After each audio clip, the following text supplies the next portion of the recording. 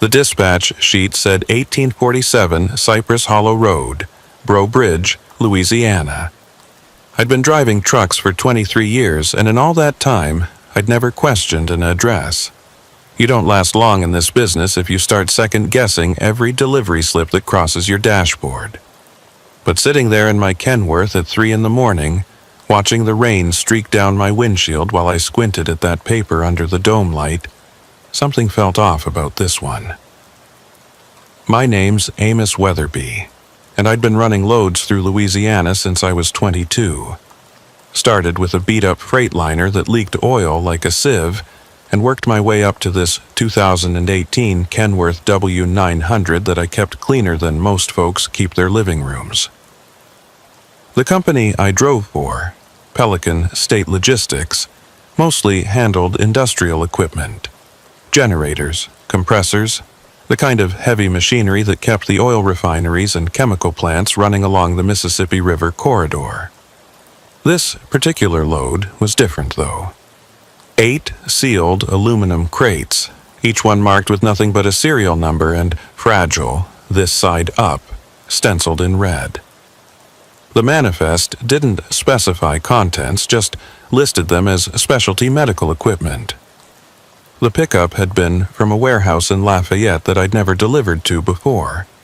A gray, concrete block of a building with no signage, just a number on the door. The security guard who signed my paperwork had kept his head down the whole time, wouldn't make eye contact, just mumbled something about making sure I got there before sunrise. I'd driven through Breaux Bridge plenty of times. Nice little town, famous for its crawfish festival. Population maybe 8,000 on a good day. But I'd never heard of Cypress Hollow Road. My GPS didn't recognize it either. Kept trying to redirect me to Cypress Street, which was in the middle of town near the old Catholic church. But the dispatcher had been specific when I'd called to confirm. It's hollow, not street. Should be about 4 miles past the bridge, on your right. Look for the old Thibodeau sugar mill. It's just past that. The Thibodeau mill had been abandoned since Hurricane Andrew back in '92. I remembered passing it once during daylight, a sprawling ruin of rusted metal and crumbling brick, slowly being reclaimed by kudzu and Spanish moss. Not the kind of place you'd expect to find anyone ordering medical equipment. The rain had started around midnight, just as I crossed into St. Martin Parish. Not a gentle Louisiana shower, but a proper downpour that turned the highway into a river and reduced visibility to maybe 20 feet. My wipers were working overtime, squealing against the glass with each pass. The CB radio crackled with static, atmospheric interference from the storm. I'd tried raising other truckers a few times, but either nobody was out here or the weather was blocking the signals. I found the turnoff for Cypress Hollow Road right where dispatch said it would be. If I hadn't been looking for it, I would have driven right past. No street sign, just a narrow gap in the tree line marked by a rusted mailbox with no number. The road itself was unpaved, just crushed limestone that had turned to thick mud in the rain. My truck lurched as the wheels found purchase, the trailer swaying slightly behind me. The headlights cut through the darkness, illuminating walls of cypress trees on either side, their knees jutting up from standing water that reflected my lights like black mirrors. Spanish moss hung so low in places that it brushed against my windshield. The road was barely wide enough for my rig. If another vehicle came from the opposite direction, one of us would have to back up for miles. After about a half mile, I started seeing houses, if you could call them that. More like shacks, really, built on stilts to keep them above the swamp water. Most looked abandoned. Windows boarded up, porches collapsed, roofs caved in. But a few showed signs of life. Dim lights flickering behind dirty windows, shadows moving inside. An old rocking chair on one porch, creaking back and forth despite the absence of wind. The numbers on the occasional mailbox didn't make sense. 403, then 1791, then 82. No pattern, no logic, like someone had just slapped random numbers on them. I kept checking my odometer, watching for 1847. That's when I noticed the smell. Even with the windows up and the AC recirculating, it crept into the cab. Rot, decay, sweet and cloying, like fruit left too long in the sun, mixed with something medicinal. Formaldehyde, maybe. It grew stronger the deeper I drove into the hollow. My hands were getting sweaty on the wheel. I'd delivered to some sketchy places before.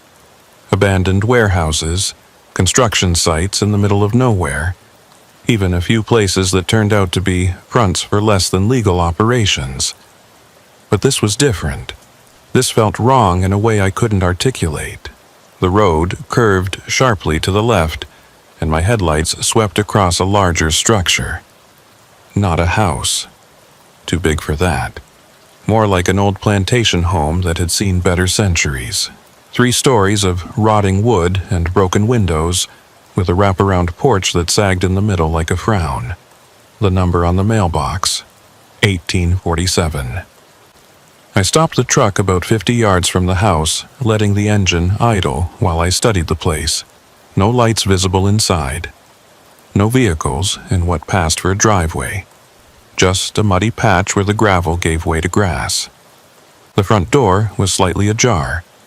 Darkness visible through the gap. Everything in my gut told me to throw the truck in reverse and get out of there. Call dispatch, tell them the address was wrong, that nobody was home, that the road was impassable, anything. But I'd never failed to complete a delivery in 23 years. It was a point of pride. Besides, I needed this job. My ex-wife's lawyer had just hit me with another round of alimony adjustments, and my daughter was starting college in the fall. I reached for my phone to call the customer, let them know I'd arrived. No signal, not even one bar. That wasn't unusual out in the Louisiana backwoods, but it didn't help my nerves any. The rain had lightened to a drizzle. I could wait it out, hope someone would come out of the house when they heard the truck. Or I could do what I always did, take initiative, get the job done, get back on the road. I grabbed my flashlight from the glove box, checked that my knife was still clipped to my belt, and opened the door. The humid air hit me like a wet blanket, thick and oppressive despite the rain. That smell was stronger now, making my eyes water. The ground squelched under my boots as I walked toward the house. Something moved in one of the upper windows. Quick, just a flash of pale motion, then nothing. Could have been a curtain, could have been something else. I climbed the porch steps carefully. The wood groaned under my weight, soft with rot. The front door had been painted white once, but most of it had peeled away, leaving bare wood underneath that had turned gray with age. There was no doorbell, so I knocked, the sound hollow and wrong in the thick air. "Delivery from Pelican State Logistics," I called out. "Got 8 crates here for 1847 Cypress Hollow Road." Silence. I knocked again, harder this time. The door swung open wider under the force, revealing a dark hallway beyond. The smell that wafted out made me step back, covering my nose. Definitely formaldehyde, mixed with something else. Something organic and wrong. That's when I heard it. From somewhere deep in the house, a voice. Soft, almost conversational, like someone talking on the phone. I couldn't make out the words, but the tone was calm, pleasant even. "Hello?" I called again. "I've got a delivery here. Need someone to sign for it." The voice stopped, then footsteps, slow, measured, coming down what sounded like stairs. Not rushing, not hesitant, just steady, deliberate steps getting closer. A figure appeared at the end of the hallway, backlit by some unseen light source. Tall, thin, wearing what looked like a white coat. They didn't move into the doorway, just stood there, about 20 feet back in the shadows. "Mr. Weatherby?" The voice was cultured, educated, male but soft, "We've been expecting you." That stopped me cold. I hadn't given my name. It wasn't on any of the paperwork I carried, and I hadn't spoken to anyone since leaving Lafayette. "How do you know my name?" I asked, my hand moving instinctively to my knife. The figure took a step forward, still not enough to see their face clearly. "Oh, we know all about you, Amos. 51 years old, divorced. One daughter, Sarah, studying pre-med at LSU. You live in that little apartment complex off Highway 90 in Broussard. Unit 12B, isn't it?" My blood turned to ice water. I took a step back, the porch board creaking dangerously under my heel. "Who are you?" My voice came out rougher than I intended. "I'm Der Ichabod Grimsby," the figure said, taking another step forward. Now I could see him better. Mid-60s, thin white hair, pale skin that looked like it hadn't seen sunlight in years. His eyes were the worst part. Too wide, too bright, like he was seeing something funny that I wasn't in on. "And you're right on time. Look, I just need someone to sign for these crates," I said, trying to keep my voice steady. "Then I'll unload them wherever you want them, and I'll be on my way." Dr. Grimsby smiled. His teeth were perfect, too white, too straight. "Oh, but you've come such a long way. Surely you'll stay for some coffee. My colleague is very eager to meet you." "Colleague?" "Mr. Enoch Pitchfork. He handles our procurement. He's the one who arranged for your company specifically. For you specifically, actually." Everything about this was wrong. I needed to get back to my truck, call this in, let someone else deal with whatever was happening here. But Grimsby was blocking the doorway now, still smiling that too wide smile. "I appreciate the offer," I said, taking another step back. "But I've got 3 more deliveries to make tonight. If you could just sign..." "3 more deliveries?" Grimsby tilted his head like a curious bird. "That's interesting. Your dispatcher told us this was your only run tonight. Said you'd have plenty of time for our special requirements." I hadn't spoken to dispatch since leaving Lafayette. How could he know my schedule? Unless... "You spoke to my dispatcher?" "Oh yes, Mr. Randall was very helpful. Gave us all sorts of useful information." Grimsby pulled out a clipboard from inside his coat. My clipboard. The one I'd left on the passenger seat of my locked truck. "Shall we review the manifest together?" I backed up quickly, too quickly. The rotten board under my heel gave way with a wet crack. My foot punched through, ankle deep, and I felt something sharp rake across my calf through my jeans. I yanked my foot free, stumbling backward down the porch steps. Grimsby didn't move to help, just stood there, still smiling, holding my clipboard. "Careful, Mr. Weatherby. We wouldn't want you to hurt yourself. Not before we've had a chance to properly thank you for your delivery." I made it to solid ground, my ankle throbbing. Through the tear in my jeans, I could see blood seeping through. Not much, but enough to worry about. "I'm going back to my truck," I said. "I'm calling this in." "No signal out here," Grimsby said pleasantly. "Haven't you noticed? We value our privacy in Cypress Hollow. Besides, your truck won't start. Mr. Pitchfork took the liberty of disconnecting your battery while you were walking up here. Just a precaution. We've had delivery drivers leave before completing their service, and that's just bad business." I turned toward my truck. Sure enough, I could see a figure near the front of it. Tall, bulky, wearing dark clothes. He raised one hand in a mock wave. "What do you want?" I asked, turning back to Grimsby. "Just to complete our transaction," he said. "You deliver our equipment. We sign for it.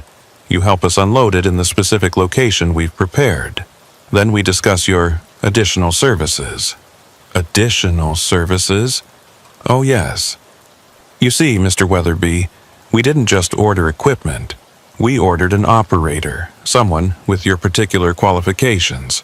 23 years on the road, no close family ties. A man who won't be immediately missed if he's delayed for a few days. The rational part of my brain was screaming at me to run.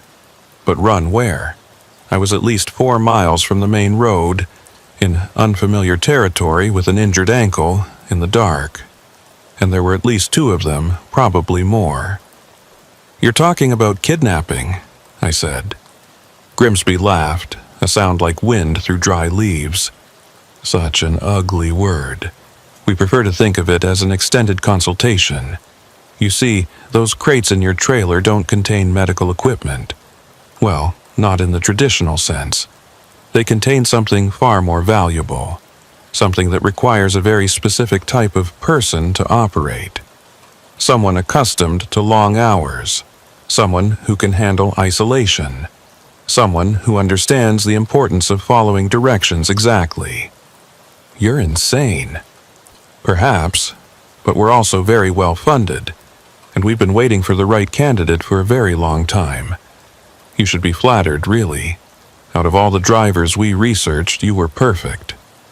The figure by my truck, Enoch Pitchfork, presumably, started walking toward us. He moved wrong, like his knees bent backward slightly with each step. In the dim light from my truck's running lights, I could see he was massive, maybe 6'5", with shoulders that strained against a dark canvas jacket.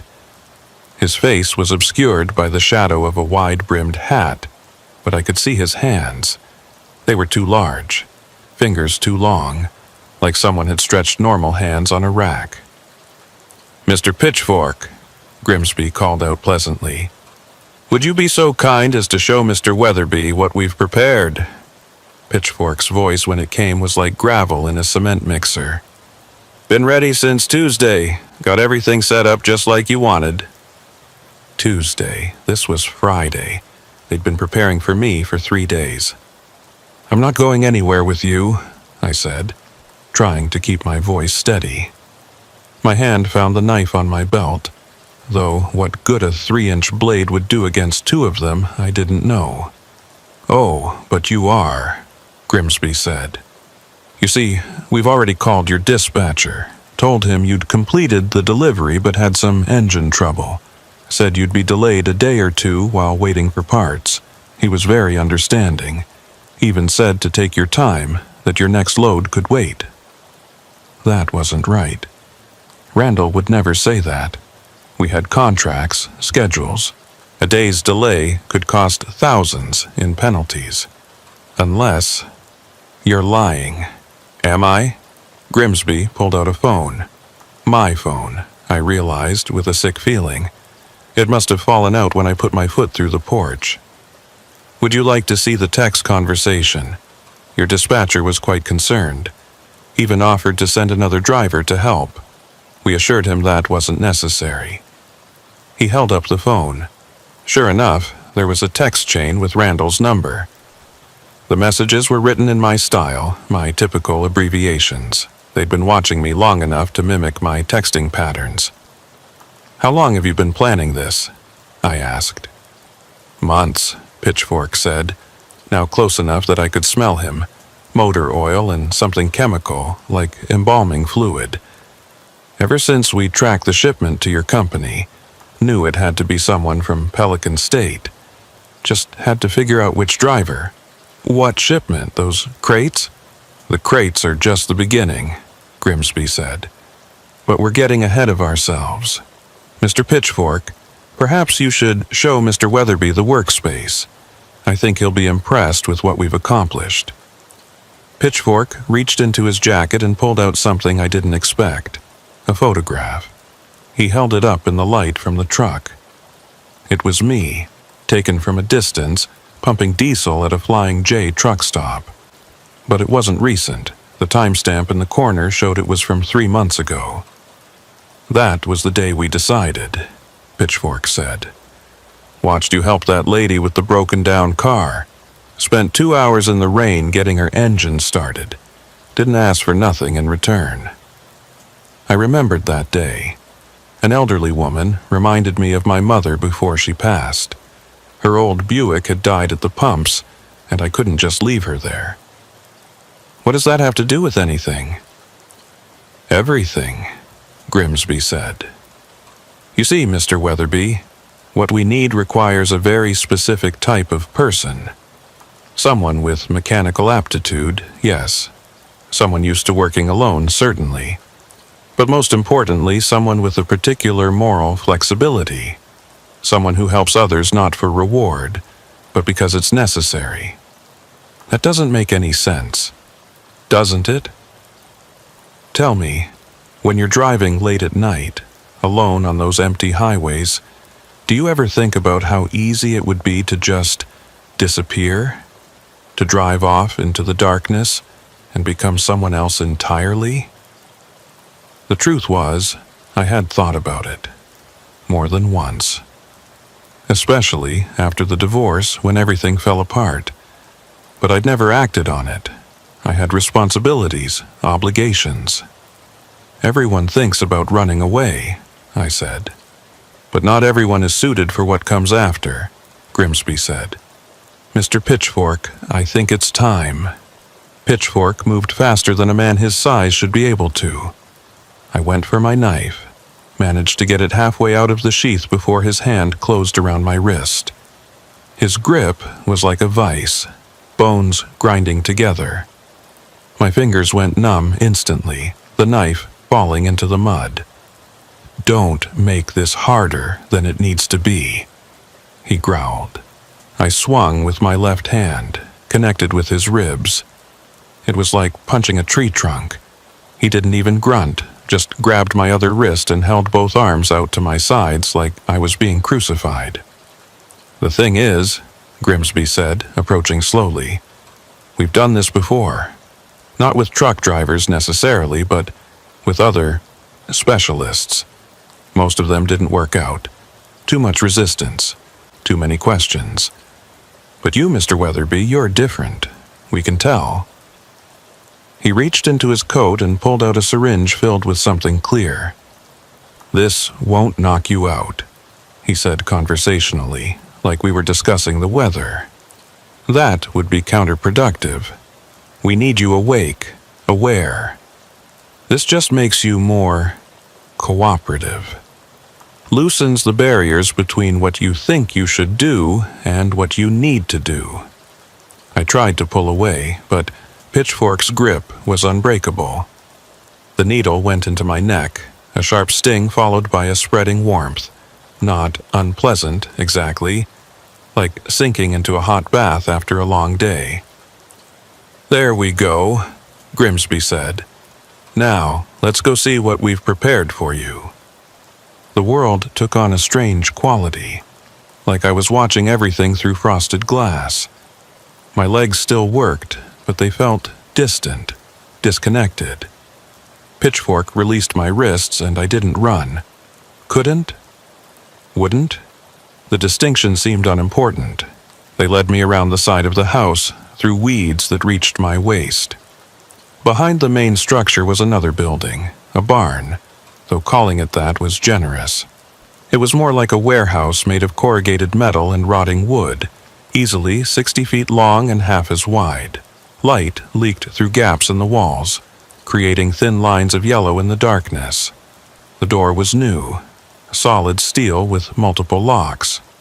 Pitchfork produced a ring of keys and began opening them one by one. 7 locks in total. Security is important, Grimsby said. We've had incidents. Previous subjects who didn't appreciate the opportunity we were offering. Inside, the barn had been transformed. The dirt floor had been covered with clean concrete. Industrial lights hung from the rafters, bathing everything in harsh white fluorescence. Along one wall were the 8 crates from my truck, but I didn't remember unloading them. How were they here? Confused? Grimsby asked. You've been more cooperative than you realize. You helped us move them about 10 minutes ago. The medication can affect a short-term memory formation. 10 Minutes. That couldn't be right. We'd just been at the front of the house, but looking at my clothes, I could see fresh mud on my jacket, scratches on my hands I didn't remember getting. The center of the barn was dominated by something covered with a black tarp. It was huge, maybe 15 feet tall and twice as long. The shape underneath was irregular, mechanical, with angles that didn't quite make sense. "Before we show you," Grimsby said, "I need you to understand something. What you're about to see doesn't exist. Not officially. The company that made it went bankrupt in 1987. All their assets were supposedly destroyed, but certain interested parties preserved some of their more ambitious projects." Pitchfork grabbed the edge of the tarp and pulled. It fell away like water, revealing the thing underneath. It was a machine, but calling it that was like calling a tiger a cat. Technically true, but missing the essential wrongness of it. The base was tracked, like construction equipment, but the tracks were segmented in ways that let them flex and grip independently. The main body was a mass of hydraulic arms, each ending in different tools, cutting implements, gripping claws, things that looked medical but sized for something much larger than human surgery. But the worst part was the cab. It wasn't designed for protection or visibility. It was designed for integration. The seat was more like a medical chair, with restraints for arms, legs, torso, head. Tubes and wires hung from various ports meant to connect to something. Someone. "Beautiful, isn't it?" Grimsby said. "The excavator-class biological interface unit. There were only 3 ever made. This is the last one." "What does it do?" My voice sounded distant, like someone else was speaking. "It mines," Pitchfork said simply. "But not minerals, not oil, something much more valuable. We discovered a deposit," Grimsby continued, walking around the machine, running his hand along its metal flanks. "About 3 miles from here, deep in the swamp. At first, we thought it was just another salt dome, but the readings were all wrong. The material, it's organic, but ancient, Precambrian, maybe older, and it's alive, in a sense. That's impossible." "Is it? You've driven through these swamps at night. You've seen things that shouldn't exist. Lights where there are no roads. Sounds that no animal makes. You know there are places in Louisiana where the regular rules don't apply." He was right. Every trucker who ran routes through the deep bayou had stories. Things we didn't talk about except in whispers at truck stops, and only when we'd had too much coffee and too little sleep. "The machine," Grimsby continued, "requires a specific type of operator. The biological interface, those tubes and wires, they connect directly to the nervous system. Most people can't handle it. The feedback is too intense. They go mad within minutes.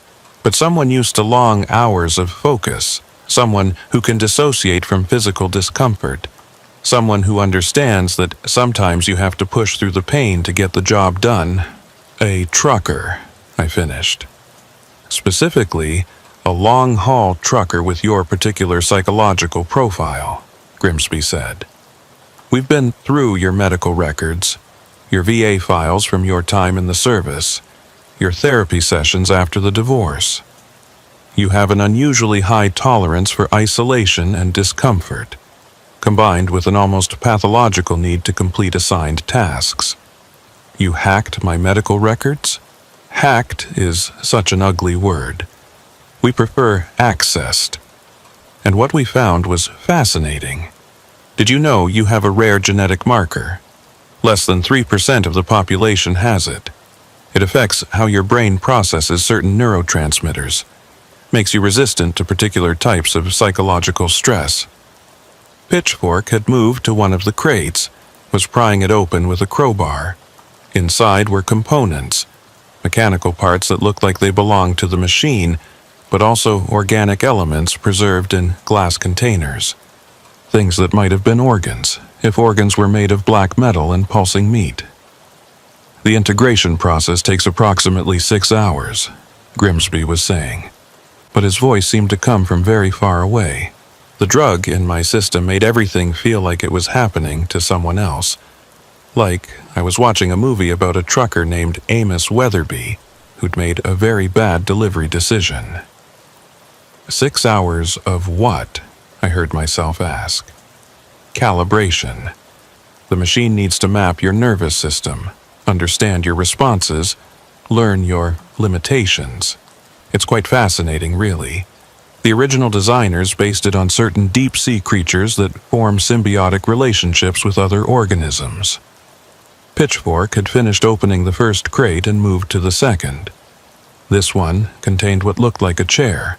No, a medical chair, with straps and sensors and things I didn't want to identify. We'll start with basic neural mapping, Grimsby continued, walking over to a bank of monitors I hadn't noticed before. They were old, CRT screens that belonged in a museum, but they hummed with life. Then we'll introduce the primary connections. The machine will resist at first. It always does with new operators, but eventually it accepts, or you break, one or the other. How many have broken? I asked. Grimsby and Pitchfork exchanged glances. Most, Pitchfork said simply. But they weren't right, not like you. Through the fog of the drug, a spark of my old self flared up. You don't know anything about me. Don't we? Grimsby pulled out a folder thick with papers. Amos Matthew Weatherby. Born March 15, 1972, in Shreveport. Father died when you were 12, industrial accident at the chemical plant. Mother raised you and your sister alone. You enlisted at 18, served 4 years in the Army, motor pool. Honorable discharge. Married Jennifer Cates in 99, divorced 2018. One daughter, Sarah, who you'd die for but barely talk to because the divorce was ugly and you blame yourself. Each fact hit like a small punch, even through the drug haze. You've been driving trucks since you were 22, he continued. Started with short hauls, worked your way up to long distance. You've driven through 43 states, logged over 2 million miles. You've never had a serious accident, never failed a drug test, never missed a delivery deadline, until tonight. This won't be missed, I said. When I don't report in, you already have, Grimsby interrupted, holding up my phone again. You've told dispatch the delivery was complete, that you're taking a few personal days. You've even sent a text to your daughter saying you're going fishing. Something you've been promising to do for months but never actually do. I wanted to argue, but the evidence was right there on the screen. Messages in my voice, my words, my patterns. Now then, Grimsby said, setting the phone aside. Shall we begin? They moved me to the chair. I didn't resist, couldn't or wouldn't. The distinction still seemed irrelevant. The straps were leather, old but well maintained. They secured my wrists, ankles, chest, and forehead. Not tight enough to hurt, just tight enough that I couldn't move. Pitchfork wheeled over a cart with medical equipment. Some of it looked standard. IV bags, syringes, monitoring equipment. But other pieces were wrong. Needles that were too long, tubes that pulsed with their own rhythm. Devices that looked more like torture implements than medical tools. The first injection is the worst, Grimsby said, preparing a syringe filled with something that looked like motor oil mixed with mercury. It's a synthetic compound based on something we extracted from the deposit. It helps your nervous system accept the machine's integration. Think of it as a translator, allowing two incompatible systems to communicate.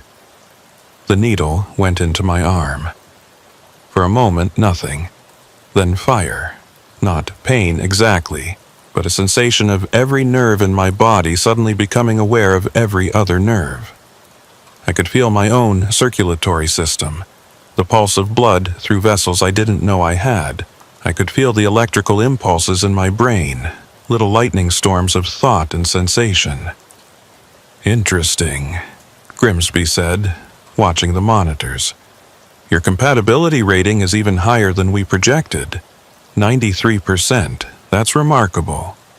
Through the overwhelming sensation, I managed to focus on his face. "What happens when we reach 100?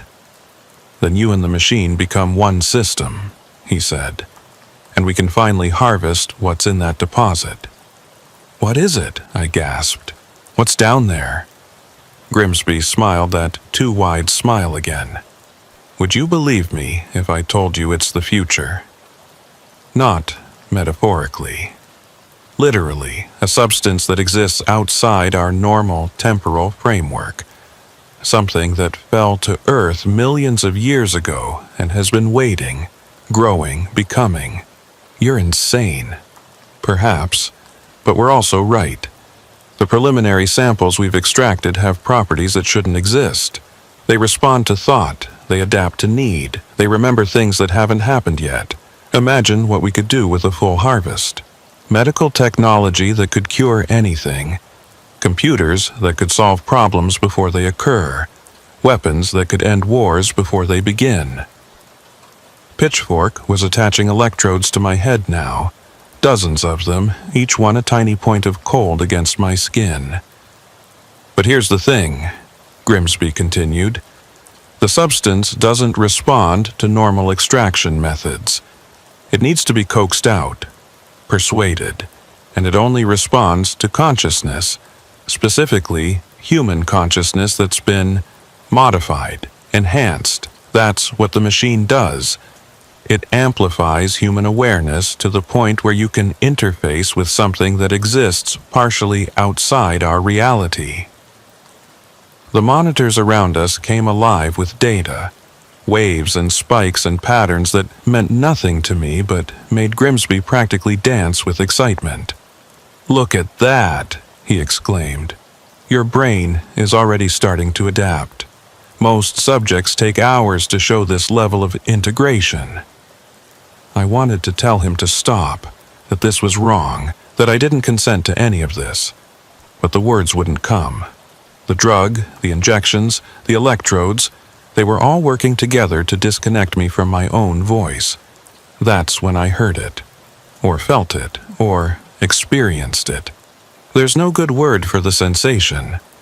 It was like something vast and ancient had noticed me.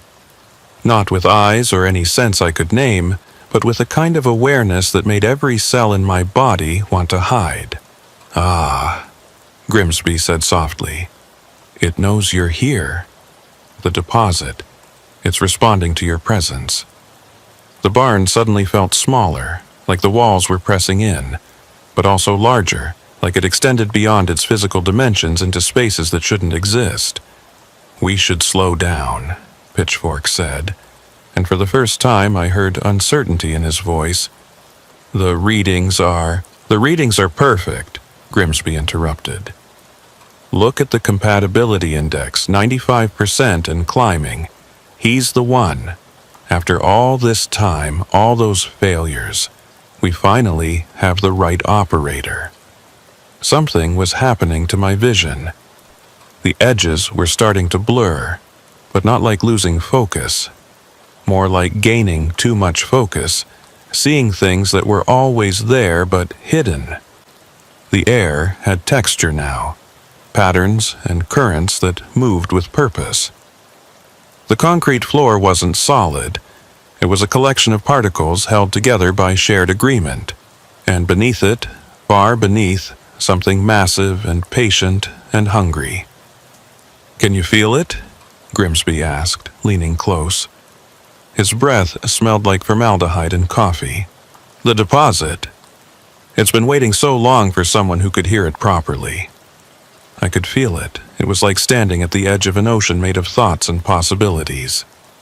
Waves of potential futures crashed against the shores of now, each one bringing fragments of what could be. I saw myself in dozens of variations, completing this task, failing, dying, becoming something else entirely. All equally real, all equally possible, until the moment of choosing collapsed them into a single truth. "The machine is ready," Pitchfork announced. He'd been working on it while Grimsby monitored me, attaching the components from the crates, running diagnostics, preparing it for me.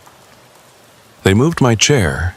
No, the chair moved itself, gliding on hidden tracks I hadn't noticed. It lined up with the cab of the machine, and I could see the integration points clearly now, needles and tubes and connectors that would merge my nervous system with its mechanical one. "This next part requires your cooperation," Grimsby said. "The machine can't take you. You have to give yourself to it. It's a safety feature the original designers built in, prevents unwilling integration." "Then I won't," I managed to say through numb lips. "Won't you?" Grimsby moved one of the monitors where I could see it. On the screen was a video feed, my apartment complex in Broussard. The camera was focused on Unit 12B, my unit. "Your daughter is visiting this weekend, isn't she? Surprise visit for your birthday. She didn't tell you because you haven't been answering her calls, but she's driving down from LSU tomorrow morning." My heart, already racing from the drugs, somehow found another gear. "Now, we're not going to hurt her," Grimsby continued. "That would be crude, unnecessary. But imagine her confusion when she finds your apartment empty, your truck gone, no forwarding address. Imagine her thinking you finally did it, finally just disappeared like you've been threatening to do since the divorce. Imagine her believing you abandoned her. You bastard. Or," he continued as if I hadn't spoken, "you cooperate. You help us extract what we need from the deposit. It will take a few days, maybe a week. Then we let you go. You'll have some memory gaps. The integration process isn't kind to short-term memory, but you'll be alive, functional. You can tell your daughter you were sick, had a reaction to something, lost a few days. She'll be concerned, but relieved. Much better than the alternative." I looked at the machine. Its cab was open, waiting. The integration chair aligned perfectly with my current position. All it would take was accepting it, letting it in, becoming part of it. "What happens to the others?" I asked. "The drivers who didn't work out?" Grimsby and Pitchfork exchanged another glance. "They're still here," Pitchfork said quietly, in a manner of speaking. "What does that mean?" "The machine keeps impressions," Grimsby explained. "Neural patterns, fragments of consciousness. Every operator leaves something behind, and the machine remembers. It learns from each failure. That's why the compatibility requirements are so specific now. The machine has developed preferences." "It's haunted," I said. "You're telling me the machine is haunted." "Such a primitive term," Grimsby scoffed.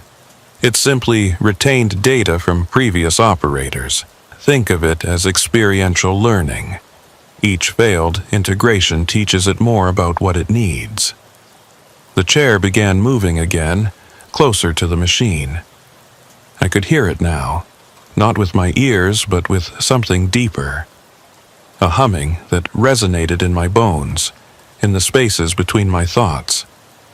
It was old, this machine, older than its manufacture date. Like it had absorbed years from somewhere else, some when else. "The deposit told us how to fix it," Grimsby said, his voice taking on a reverent tone.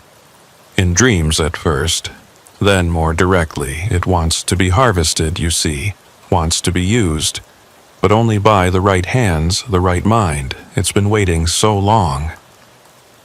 The drugs were wearing off slightly, or maybe my body was adapting. Either way, I was starting to feel more like myself. And myself was terrified. "Please," I said, "you don't understand what you're doing. Don't we?" Grimsby moved closer, checking the connections one more time. Mr. Weatherby, we understand perfectly. We're opening a door. What comes through depends entirely on the operator. That's why we chose you. 23 years of staying awake when you should sleep, of pushing through when you should stop, of delivering no matter what. You have the will to control what comes through that door. And if I don't? He smiled that terrible smile one more time. Then we'll find another driver, and another, and another, until one of them does. But I have faith in you, Amos. You're special. The machine's cab was so close now I could feel heat radiating from it. Not mechanical heat, something else. Like fever dreams and bad decisions and roads that don't appear on any map. Begin the integration, Grimsby commanded. Pitchfork activated something on his control panel, and the chair lurched forward the final few inches. The integration ports aligned with points on my body I didn't know existed. Not just the obvious places like spine and skull, but smaller connections at wrists, behind my knees, along my ribs. Each one was a tiny violation, a breaking of the boundary between self and not self. The first connection was like drowning in reverse. Instead of water filling my lungs, something else filled my nerves. Awareness that wasn't mine. Memories of operations I'd never performed. The ghost taste of other drivers who'd sat in this chair before me. I could feel their terror, their resistance, their eventual breaking. Some had lasted minutes, others hours. One had made it 3 days before his mind simply stopped. Compatibility at 97%, Pitchfork announced. Neural mapping is accelerated. He's taking to it faster than anyone. I wanted to scream, but my vocal cords weren't entirely mine anymore. The machine was exploring me from the inside, learning my responses, my limits. It was curious in a way that machines shouldn't be, poking at memories, examining fears, cataloging every moment of weakness I'd ever experienced. And through it all, I could feel the deposit. Miles below, through rock and water and time, something vast and impossible was stirring. It knew I was here. It had been waiting. "Can you hear it?" Grimsby asked, leaning close to one of the monitors. "The deposit is responding. Look at these readings." I could more than hear it. I was beginning to understand it. The substance wasn't from here, not just geographically, but dimensionally.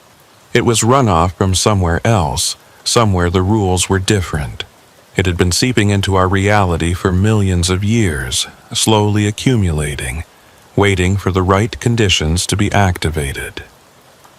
The machine shuddered, and suddenly I could see through its sensors. Not just visual spectrum, but electromagnetic, thermal, something that might have been temporal. The barn wasn't just a barn anymore. I could see its history. Construction in 1963, decades of use storing farming equipment, the slow decay, then Grimsby and Pitchfork's arrival 18 months ago. I could see possible futures too. The barn burning, the barn collapsing, the barn becoming something else entirely. "Begin movement protocol," Grimsby ordered. My arms moved. No, the machine's arms moved, but I felt them as mine. Hydraulic fluid was my blood. Metal joints were my bones. I reached out with a claw that could crush a car and picked up a pen from the table with perfect delicacy. "Excellent control," Pitchfork murmured. "We can proceed to the extraction site." "No," I managed to say, though I wasn't sure if the word came from my mouth or through the machine's speakers. "Won't dig, won't help you." "You don't have a choice anymore," Grimsby said. "The integration is past the point of voluntary control. The machine will do what it was designed to do, and you'll do it because you and the machine are becoming one system." He was right. I could feel my resistance weakening, not from the drugs, but from something more fundamental. The boundary between Amos Weatherby and the excavator-class biological interface unit was dissolving. Its imperatives were becoming my desires. Its purpose was becoming my need. But there was something else, too. The other drivers, the ones who had failed, they weren't gone. They were here in the machine's memory, and they were angry. I could feel their rage at being used, discarded, absorbed. They whispered warnings, showed me flashes of what they'd seen before they broke. The deposit wasn't just material. It was aware. It was hungry, and it had been manipulating Grimsby and Pitchfork from the beginning, using their greed and ambition to create the conditions for its release. "We need to move now," Pitchfork said suddenly. "The integration window is optimal." The machine began to move. Not walked. Machines don't walk. But it locomoted, tracks gripping the concrete as it headed for the barn door. I was inside it and outside it simultaneously, feeling every rotation of every gear, while also watching from a distance as my body remained in the chair, connected by countless cables and tubes that stretched like umbilical cords. The door exploded outward as the machine pushed through. Outside, the swamp was different through the machine's sensors. I could see the life in it. Not just plants and animals, but something else. The deposit's influence had been seeping up for years, decades, changing things in subtle ways. The cypress trees were too symmetrical. The water moved in patterns that followed no current. And there were things in the water that shouldn't exist, fragments of other possibilities that had leaked through. "The extraction site is 3.2 miles northeast." Grimsby's voice came through speakers inside the cab. "Follow the preset route." But I wasn't following anything anymore. The machine and I were one thing now, and that thing had its own ideas. I could feel the deposit calling, yes, but I could also feel what it really was. Not treasure, not technology. A wound. A place where something had torn through from elsewhere and the tear had never properly healed. "What are you doing?" Grimsby's voice had lost its calm. "That's not the route." I was moving toward the house instead, the old plantation home where this had all started. Because now I could see what my integrated senses revealed. There were people inside. Lots of them. In the basement that shouldn't exist, through floors that looked solid but weren't. "Stop him!" Grimsby screamed. Pitchfork was at his control station, trying to override the machine's systems. But the machine had learned from all its previous operators. It knew how to resist external control now. It had been broken and rebuilt so many times that it had developed its own kind of consciousness, primitive but real, and it was angry too. I tore through the wall of the house like paper. Inside, the smell that had bothered me earlier was overwhelming even through the machine's filtered sensors. Because the basement wasn't just a basement. It was a laboratory, a storage facility, a charnel house. The failed operators weren't gone. They were here, preserved in tanks of that same black fluid I'd seen in the crates. Still alive in some horrible way, their nervous systems kept functional because the machine needed their patterns, their memories, their essence. 13 tanks, 13 drivers who had come before me. Their eyes were open, aware, tracking the machine's movement. Some had been here for years. "You're ruining everything." Grimsby had appeared in the doorway, holding something that looked like a remote control. "Years of work. Do you have any idea what we've sacrificed?" "You sacrifice them," I said through the machine's speakers. My real mouth couldn't form words anymore. Too many tubes. "You fed them to this thing. They were necessary. The deposit requires specific neural patterns to activate. Each failure taught us more about what was needed. You're the culmination of all that learning." He pressed a button on his remote. Pain exploded through every nerve, the machines and mine together. Override protocols, hidden deep in the programming. The machine began moving against my will, turning back toward the door. But the other drivers, the ones in the tanks, they were connected too. Residually, through the machine's memory. And they didn't want the deposit opened. They'd seen what was on the other side. Together, 13 ghost minds and 1 living one, we fought the override. The machine shuddered, caught between commands. Servos whined, hydraulics leaked, something deep in its core began to overheat. "Full override," Grimsby screamed. "Maximum compliance." The pain doubled, tripled. I could feel my nervous system burning out, synapses firing randomly. This was how the others had broken. Too much input, too much control, too much violation of the boundaries of self. But I'd driven through worse. 23 years of fighting sleep on empty highways, of pushing through exhaustion and hallucinations and the hypnotic sameness of white lines passing under wheels. I'd learned to compartmentalize, to put the pain in a box and keep driving. The machine responded to that. It recognized the pattern, persistence despite suffering. That's what it had been searching for all along. Not just compatibility, but capability. The ability to keep functioning when functioning should be impossible. I turned the machine's cutting arm toward the tanks. Grimsby realized what I was doing a second too late. "No!" Glass shattered. Black fluid poured out, and with it, the preserved drivers. They didn't breathe, couldn't breathe, but they moved, crawled, reached out with arms that remembered being human. Pitchfork ran, just turned and sprinted into the swamp without looking back. Grimsby stood his ground, still pressing buttons on his remote, but the machine wasn't listening anymore. It had what it wanted. An operator who could hear the deposit's true voice, who could understand what it really was. I moved the machine back outside, leaving Grimsby screaming at his broken toys. The preserved drivers would deal with him, or they wouldn't. Either way, he'd created his own fate. The deposit was calling stronger now, begging to be released. Through the machine's deep sensors, I could see it clearly. A cancer in reality. A place where something that should never have existed had taken root. If it was released, if it was harvested and spread, it wouldn't bring the future. It would bring the end of causality, the collapse of the barriers between what is and what isn't. The machine knew how to destroy it. That knowledge had been built into its deepest programming, hidden beneath layers of exploitation.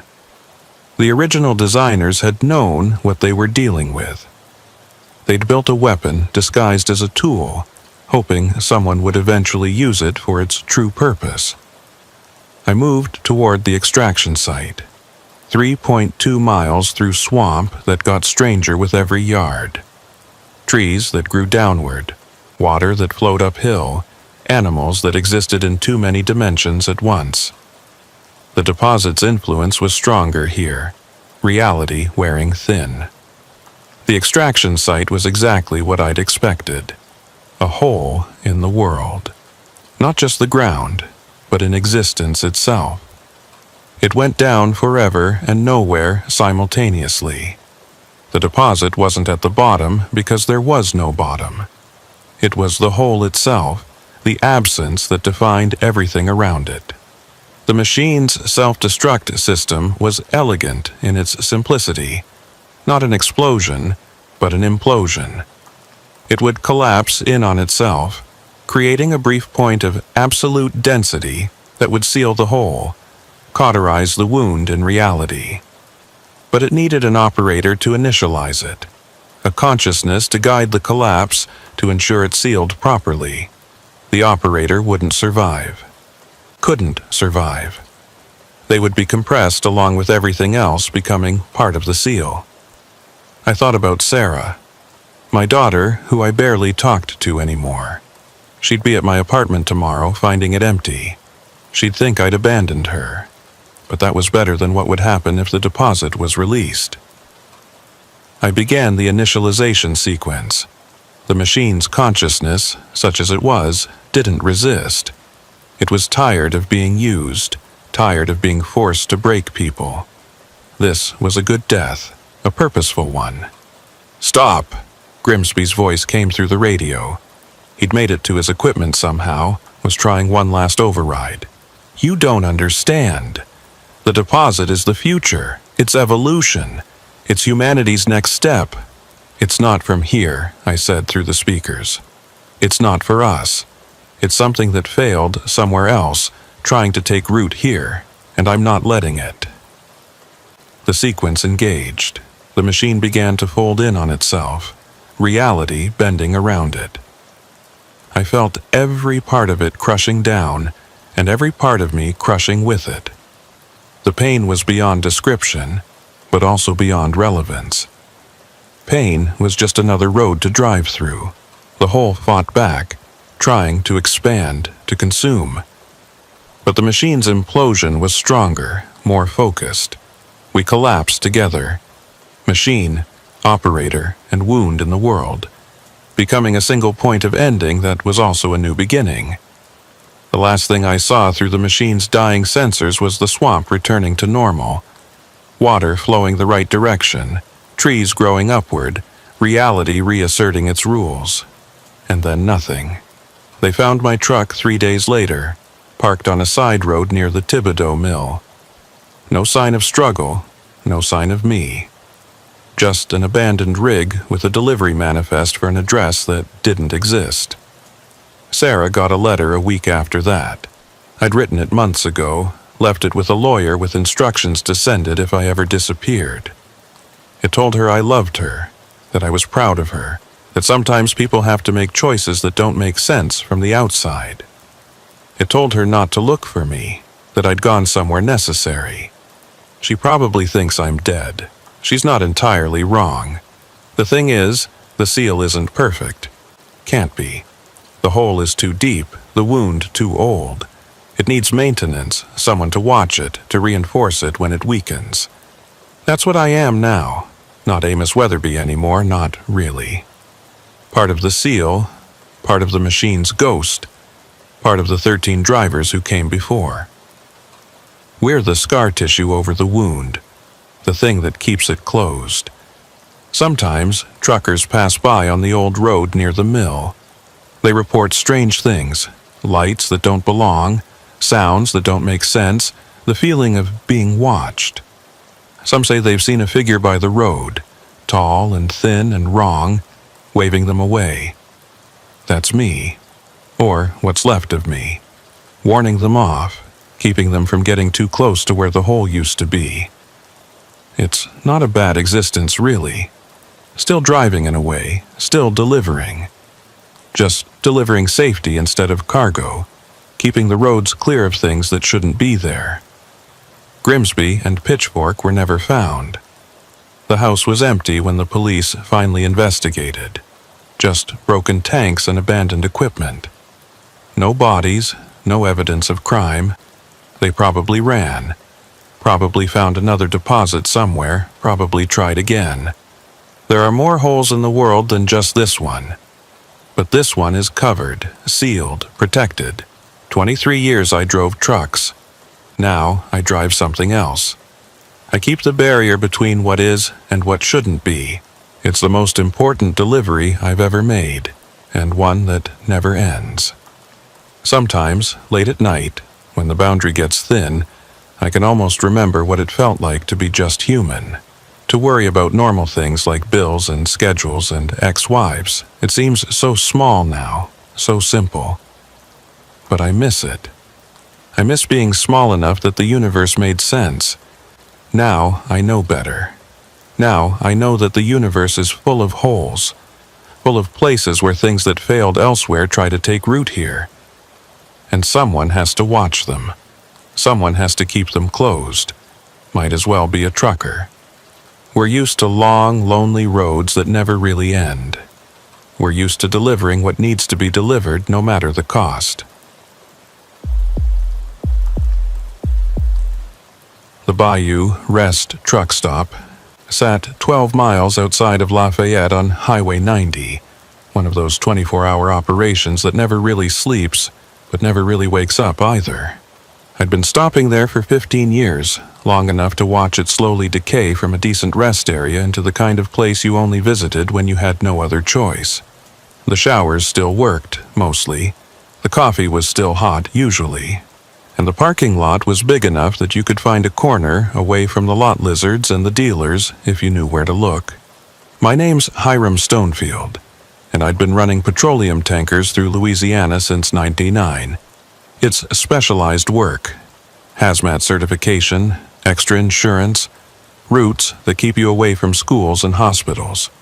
The pay was good enough to make the risk worthwhile, and after 2 decades I'd gotten comfortable with the routine. Maybe too comfortable. It was a Thursday night in September, still hot enough that the asphalt was soft under your boots even after dark. I'd just finished a run from the ExxonMobil refinery in Baton Rouge to a distribution center in Lake Charles. Empty now, running light, planning to pick up another load in the morning. But I needed a shower first.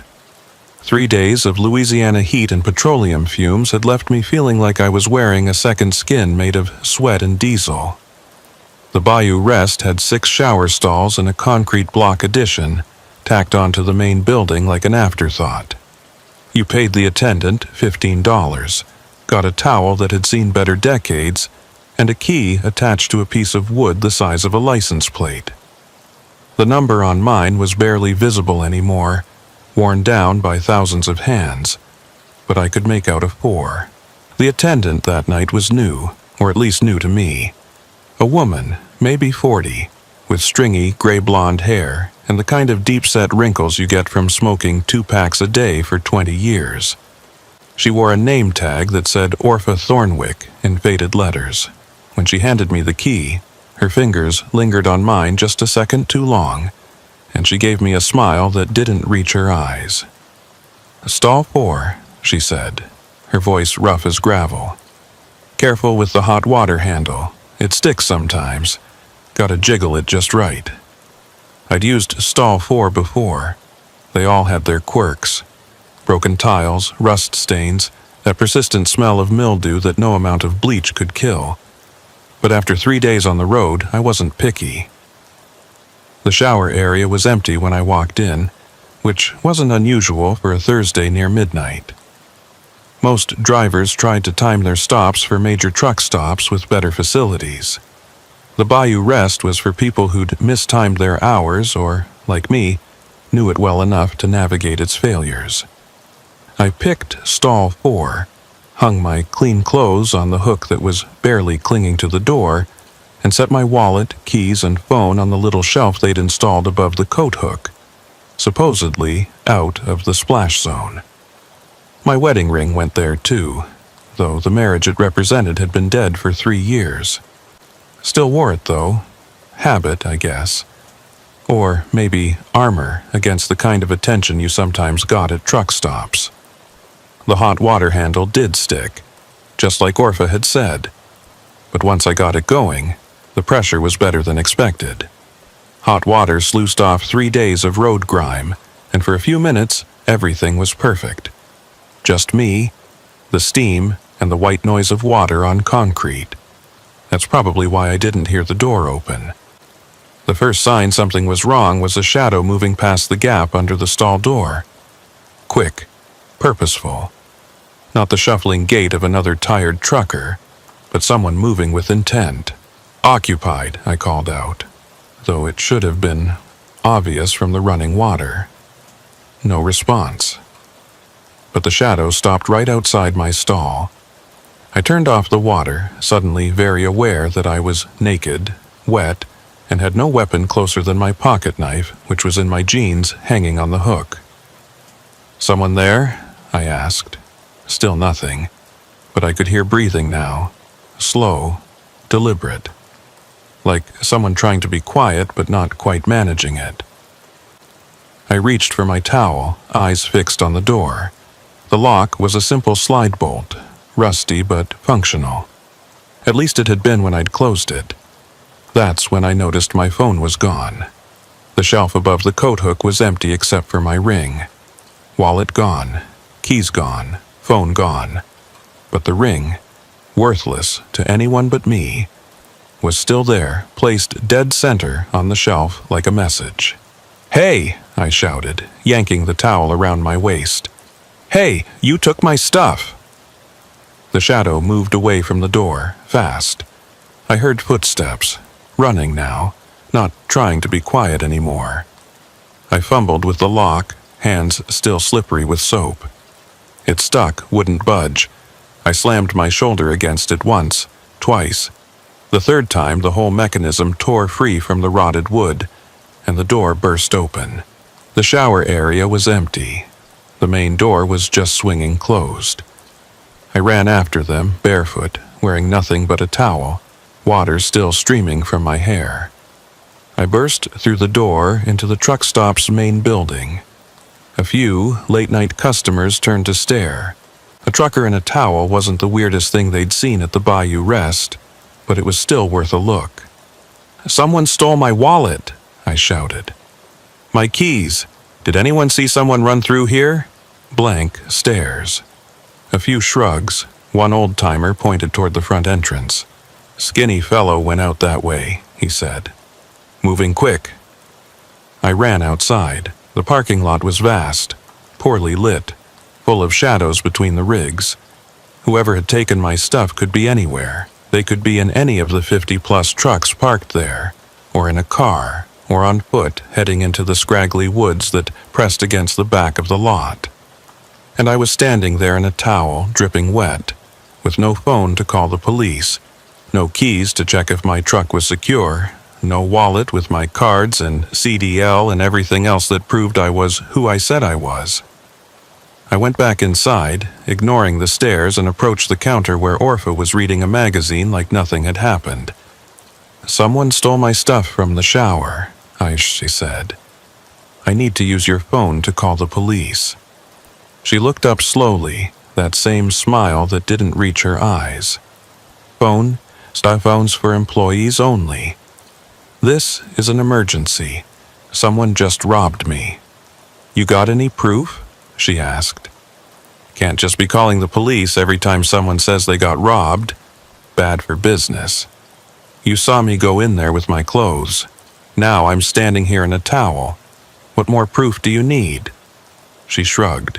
"Maybe you left your stuff in your truck. Happens sometimes. Drivers get confused." I wanted to grab her, shake her, make her understand. But I was already a half-naked man causing a scene. Adding assault to the situation wouldn't help. "Look," I said, forcing myself to stay calm. "My keys are gone. I can't even get into my truck to get my spare phone. Can you at least call my company, let them know what happened?" "What company's that?" "Pelican Petroleum Transport. The numbers—" "Don't know it," she said, turning back to her magazine. "Sorry." One of the other customers, a younger guy in a Peterbilt cap, took pity on me. "Here," he said, offering his phone. "Call whoever you need." I called my dispatcher first, got voicemail. It was after midnight, after all. Left a message explaining the situation. Then I tried to call the police, but the guy who'd lent me the phone got nervous. "Look, man, I don't want to get involved with cops," he said, taking his phone back. "No offense, but I got my own issues." He walked away quickly, leaving me standing there. That's when I heard it. My truck starting up. The sound of a diesel engine is like a fingerprint when you've driven it long enough. Every engine has its own rhythm, its own particular collection of rattles and hums. That was definitely my Freightliner Cascadia, and someone had just turned the key. I ran outside again, towel flapping, feet slapping on the warm asphalt. My truck was parked in the back row, and I could see the lights were on. Someone was in my cab. I sprinted toward it, shouting, but the truck was already moving. Slowly at first, then picking up speed. Whoever was driving didn't know the quirks. I could hear them grinding the gears, over-revving. but they were figuring it out. The truck pulled out of the lot and onto the highway, leaving me standing there in nothing but a towel, watching my entire livelihood disappear into the Louisiana night. I turned back toward the truck stop. Orpha was standing in the doorway, watching. Still had that smile. "Told you should have been more careful," she said. "Lots of bad people around here at night." That's when I knew she was in on it. The way she'd touched my hand when giving me the key. She'd been checking for a ring, for a tan line, for any sign that someone might come looking for me quickly if I disappeared. "You set me up," I said. She shrugged. "Can't prove nothing. You're just some trucker who lost his keys. Happens all the time." I spent the next hour trying to get help. Most of the truckers were sympathetic, but unwilling to get involved. A few offered me clothes. I ended up with an ill-fitting t-shirt and a pair of sweatpants that were way too short. One guy let me use his phone again to call the police, but when they finally showed up, they treated it like a routine theft. "You got insurance?" the cop asked, not even getting out of his cruiser. "Yeah, but then file a claim. Without proof of who took it, not much we can do. Could have been anyone." The shower attendant, Orpha Thornwick, she was in on it. The cop laughed.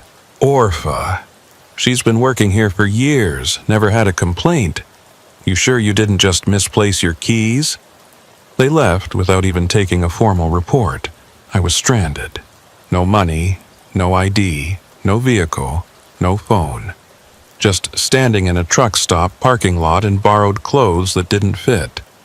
Watching other truckers pull in and out, living their normal lives while mine had just imploded. That's when I saw him. He was standing by the tree line at the back of the lot, barely visible in the shadows. Tall, thin, wearing dark clothes. He raised one hand, not a wave, more like a signal. Then he held up something that caught the light.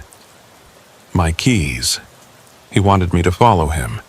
Everything in my gut said it was a trap, that this was part 2 of whatever had started in that shower stall. But what choice did I have? Without those keys, even if I found my truck, I couldn't drive it. And whoever this was, they had answers. I walked toward him, trying to look casual, like I was just stretching my legs. As I got closer, I could see him better. Young, maybe mid-20s, with the kind of lean build you get from manual labor rather than the gym. His face was sharp, angular, with deep-set eyes that never seemed to blink. "Lemuel Crowfeather," he said when I was close enough to hear his whisper. "And you're in more trouble than you know." "Give me my keys," I said, reaching for them. He pulled them back, shaking his head. "Not yet. First, you need to understand what's happening here. Your truck's already gone. By now, it's probably halfway to Morgan City. They've got a chop shop there, specializes in commercial vehicles. Your Freightliner will be in pieces by dawn." "You're one of them," I said. "You took my stuff." "I took your stuff to save your life," Lemuel said. "If I hadn't, you'd be in that truck right now, probably with your throat cut, bleeding out while they drove you to the bayou." "What are you talking about?" He looked around nervously, then motioned for me to follow him deeper into the tree line. Against my better judgment, I did. We pushed through scraggly bushes and hanging moss until we were maybe 50 yards from the parking lot, hidden from view but still able to see the lights of the truck stop through the trees. "The Bayou Rest isn't just a truck stop," Lemuel said, sitting on a fallen log. "It's a hunting ground. They pick truckers who fit a profile, traveling alone, no family, checking in regularly, carrying valuable loads or driving expensive rigs. They've been doing it for years." "Who's they?" "Orpha Thornwick runs it. But she's got help. Her nephew, the night security guard you probably didn't even notice. The mechanic who works the late shift. A few others who come and go. They target maybe one trucker a month. Never enough to form a pattern." "And you know this how?" He was quiet for a moment, then pulled up his sleeve. His forearm was covered in scars, long, deliberate cuts that had healed badly. "Because they got me 2 years ago," he said. "I was driving for Conway, had a load of electronics. They didn't just take my truck, they took me." I sat down hard on the ground, the borrowed sweatpants immediately soaking up moisture from the damp earth. "They kept me for 3 days," Lemuel continued. "There's a place about 10 miles from here, deep in the bayou. Old fishing camp that's been abandoned since Katrina. That's where they take the drivers who fight back, the ones who might cause problems. What do? Make you disappear," he said simply. "But first, they need information. Your bank accounts, your passwords, your contacts. They need to know who might come looking for you and when. Orpha's got a cousin who works for the state DMV. They can create new paperwork, make it look like you sold your truck legitimately. By the time anyone realizes something's wrong, the trail's cold." "How did you get away?" "I didn't," he said. "They let me go after they'd drained my accounts, sold my truck, destroyed my credit. They knew I couldn't prove anything. My word against theirs, and they've got the whole parish in their pocket. Sheriff's department, local judges. Everyone either's in on it or too scared to act." "So why are you here?" "I never left," he said. "Been living in these woods, watching them, waiting. I knew eventually they'd target the wrong person, someone who might actually be able to stop them." I laughed bitterly. "And you think that's me?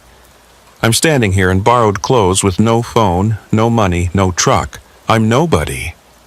"You're Hiram Stonefield," he said. "You've got a daughter in Shreveport, Emma, right? Just started her senior year of high school. Your ex-wife remarried last year, moved to Dallas. You've got a brother in the Army, stationed at Fort Polk. People who'll notice if you vanish. How do you know all that? Same way I know you've got $43,000 in your savings account, that you're 3 payments away from owning that Freightliner outright, and that you've been texting with a woman named Caroline from a dating app for the past 2 weeks." My blood went cold. "You went through my phone." "I had to know if you were worth saving," he said. "Most of the truckers they target are ghosts. No real connections. No one to miss them. But you've got ties.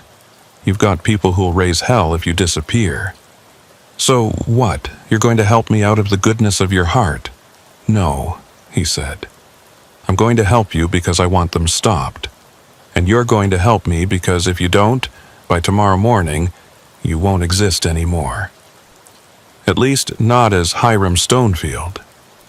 He stood up, brushing dirt off his pants. "Your truck's gone. Can't get that back tonight. But your phone and wallet are hidden in the truck stop. I can show you where, but first, we need to deal with Orpha." "Deal with her how?" "She's got records," Lemuel said. "Keeps them in a lockbox under the counter. Names, dates, vehicle information, everything they've taken over the years. We get that, we've got proof. Why haven't you gotten it before?" "Because I can't go in there," he said. "She knows my face. They all do. But you're fresh. You're just another victim. She won't expect you to come back, especially not so soon." "Come back? I never left. I've been standing in that parking lot for the past hour." "No," Lemuel said, checking his watch. "You've been gone for 3 hours. It's almost 4 a.m. That couldn't be right. I'd gone into the shower around midnight. Even with everything that had happened, it couldn't have been more than an hour, maybe 90 minutes. Check the clock on the truck stop wall when we go back," he said. "Time moves funny when you're in shock. You've been standing out here talking to me for longer than you think." I wanted to argue, but my legs were stiff, and I was suddenly aware of how cold I was. The September heat had finally broken, and the pre-dawn air was cool and damp. "So, what's the plan?" I asked. "Simple," Lemuel said. "You go back in, distract Orpha, get her away from the counter, I'll slip in through the back, grab the lockbox, and we're gone. That's it? That's your master plan? You got a better one? I didn't. We made our way back to the edge of the parking lot. The truck stop looked different in the pre-dawn darkness. Fewer trucks, fewer lights. The place had the abandoned quality, like something pretending to be normal, but failing. Your phone and wallet are in the dumpster behind the building, Lemuel said. Wrapped in a plastic bag, stuffed inside a pizza box. They always dump them there, retrieve them later when things calm down. Why not just destroy them? Information, he said. They go through everything first. Contacts, photos, messages. Looking for leverage, for ways to access accounts, for people who might be problems. And my keys? He handed them to me. These are useless without your truck, but you'll want them anyway, sentimental value. He was right. My truck key had other keys on it. My apartment, my storage unit, a key to my brother's place. Things that made me feel like I still had a life to go back to. Give me 5 minutes, Lemuel said. Then go in. Keep her talking for at least 3 minutes. About what? Doesn't matter. Just keep her eyes on you, not on what's happening behind her. He disappeared into the shadows, moving with the confidence of someone who'd done this before. I counted to 300, then walked back into the truck stop. Orpha was still behind the counter, but she wasn't alone anymore. A man stood next to her, big, muscular, wearing a security guard uniform that didn't quite fit right. He had the look of someone who'd been hired for their size, not their brains. Well, look who's back, Orpha said. Thought you'd given up and walked on. I want my stuff, I said. I know you have it. Already told you, don't know nothing about your stuff. Then you won't mind if I look around, I said, starting toward the counter. The security guard stepped forward, one hand moving to the baton on his belt. Store's closing soon. Time for you to go. Store's 24 hours, I said. Sign says so right outside. Sign's old, Orpha said. We close when I say we close. I saw movement behind them, Lemuel sliding along the back wall. He needed more time. I know what you're doing, I said loudly. I know about the other truckers, the ones who disappeared. Orpha's expression didn't change, but the security guard's hand tightened on his baton. You're talking crazy, she said. Earl, I think this man might be on drugs. Might need to call the sheriff, have him checked out. Earl, apparently that was the security guard's name, pulled out his phone. Go ahead, I said. Call them. I'll tell them about the fishing camp, about what happens to the drivers who don't cooperate. Now, Orpha's expression did change. Her eyes narrowed and she leaned forward. You don't know nothing, she said quietly. You're just some trucker having a bad night. Am I? Then why is Lemuel Crowfeather helping me? The name hit them like a physical blow. Earl actually stepped back, and Orpha's face went pale. Lemuel's dead, she said. Died 2 years ago. Drove his truck into the bayou drunk. That's the story you spread, I said. But he's very much alive, and he's been watching you. Behind them, Lemuel had reached the counter. He was working on something underneath, the lockbox, presumably. You're lying, Orpha said, but her voice was uncertain now. He told me about your cousin at the DMV, I said. About the chop shop in Morgan City, about how you pick your targets. Want me to keep going? Earl moved toward me, baton now in his hand. Think it's time you left, friend? Without my property, I don't think so. Your property's gone, Orpha said, recovering some of her composure. Whatever you think you lost, it ain't here. And if you keep making trouble, you might lose more than just your wallet. That is when the lights went out. the entire truck stop plunged into darkness. Not just the main lights, everything. The hum of refrigerators stopped. The coffee makers went silent. Even the emergency exit signs went dark.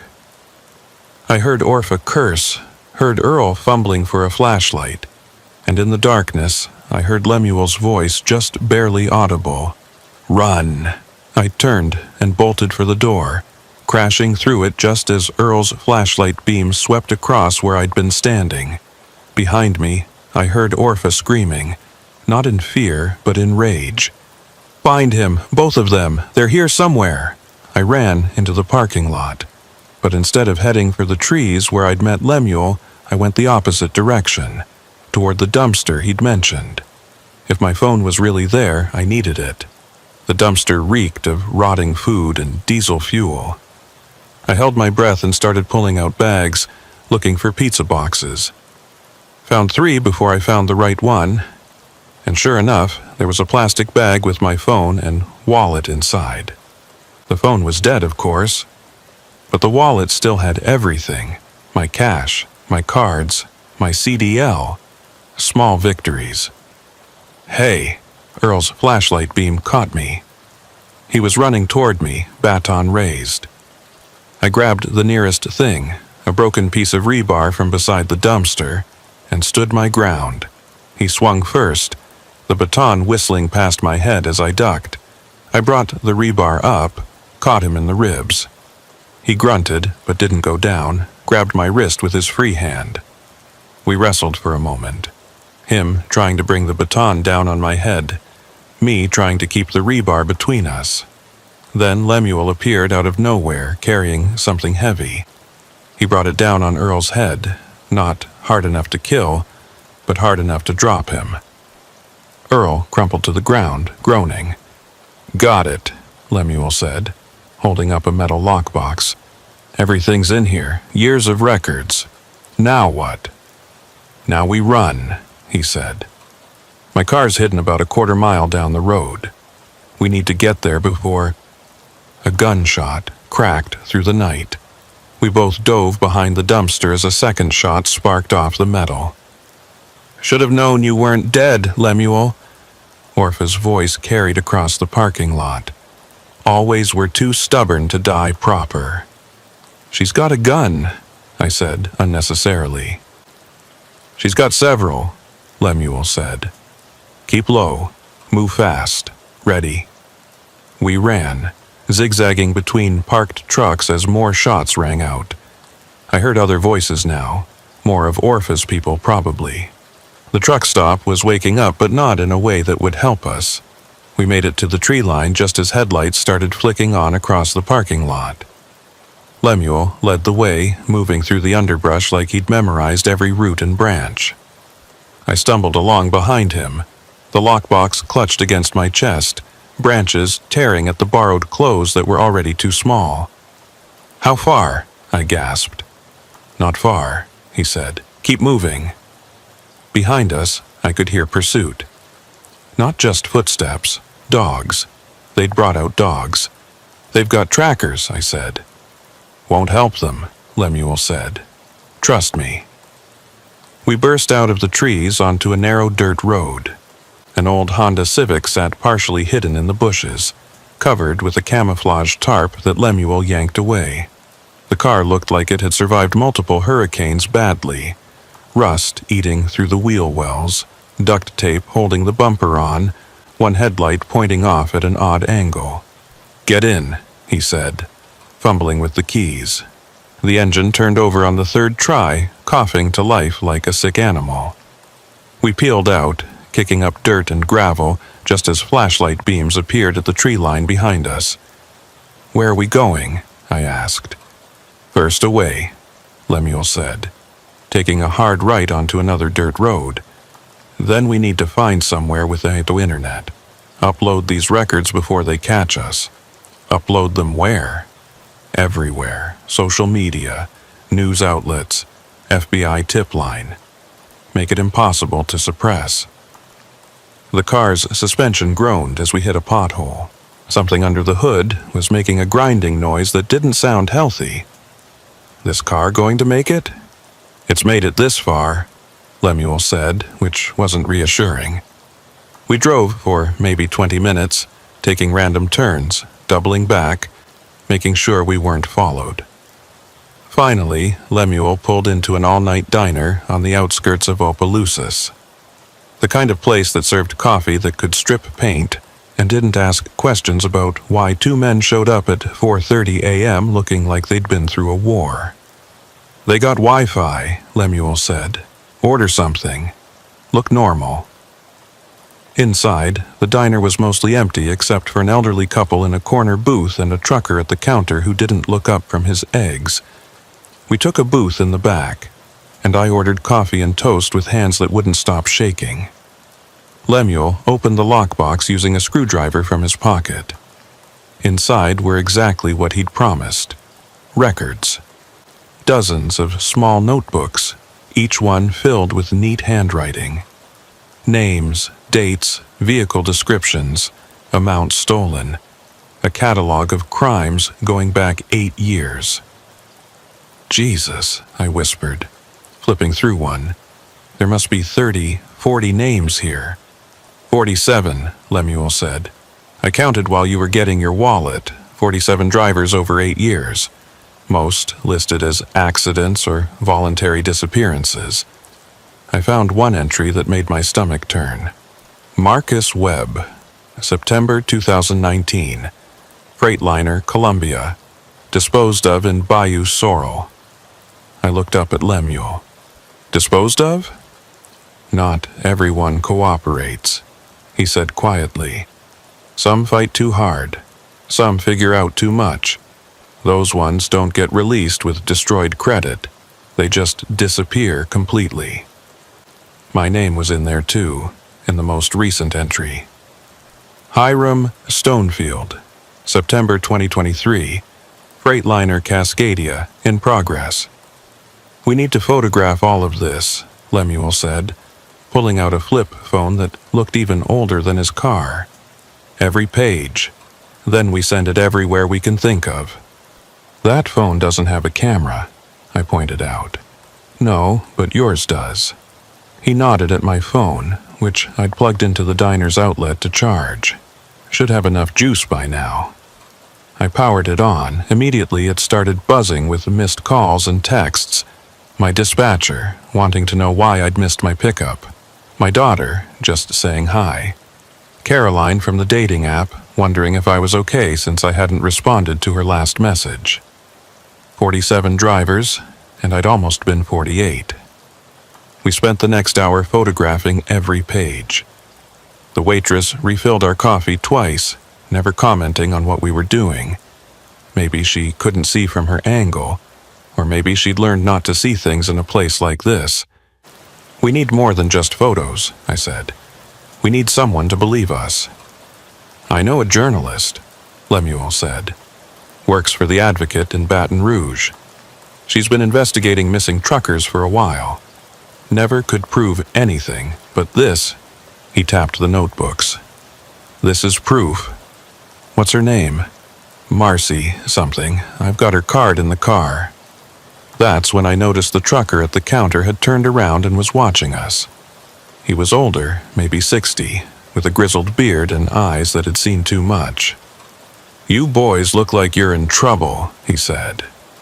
We're fine, Lemuel said quickly. The trucker stood up, walked over to our booth.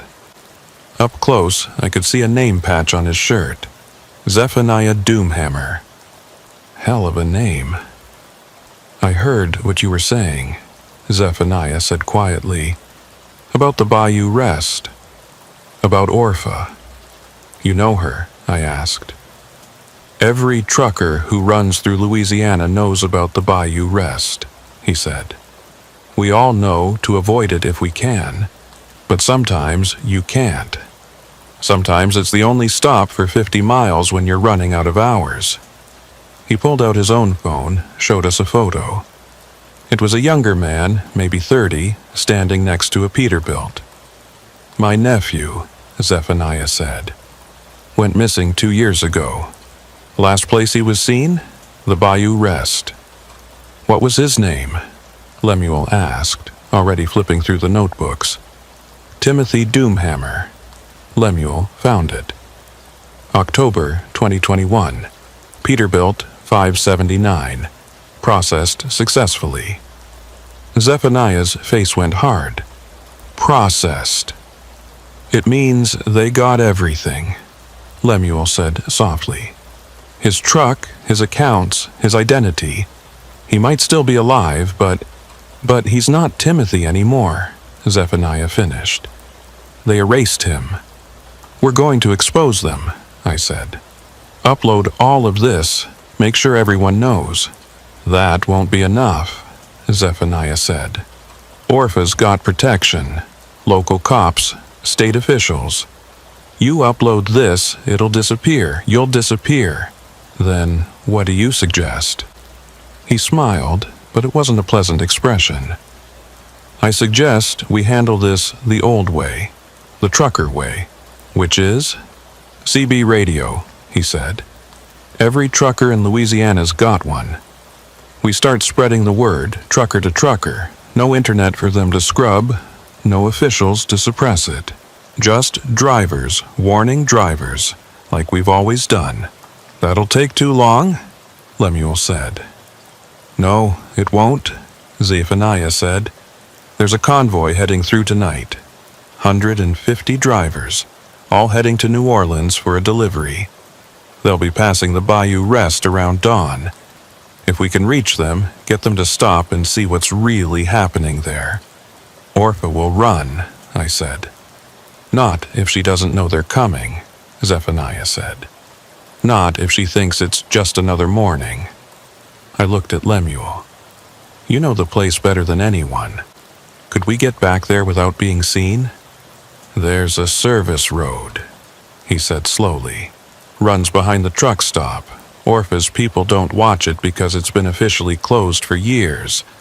But I know it's still passable. Then we do both, I said.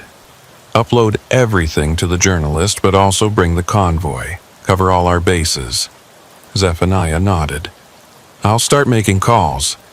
You boys get that evidence uploaded. We meet back here in 2 hours. He left money on the table for his meal and ours, then walked out. Through the window, I watched him climb into his Peterbilt and pull away. You trust him? Lemuel asked. Do we have a choice? We got to work.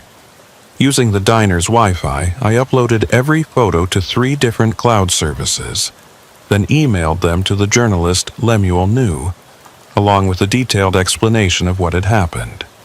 Then I posted them on every social media platform I had, tagged every news outlet I could think of.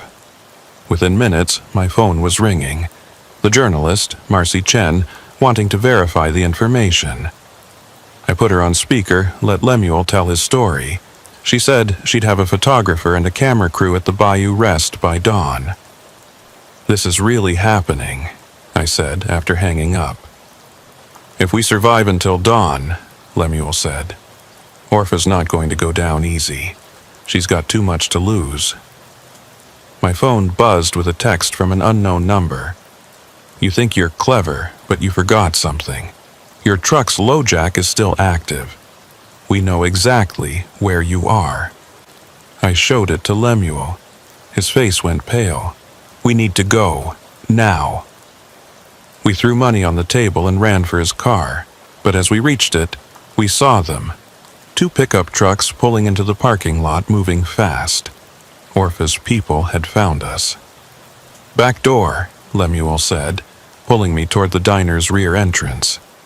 We burst through into the pre-dawn darkness just as we heard the front door crash open behind us.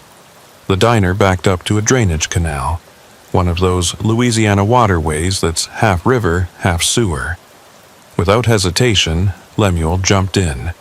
The water was maybe waist deep, but the current was stronger than it looked. I jumped after him, immediately regretting it as the foul water soaked through my borrowed clothes. But we didn't have time for regret.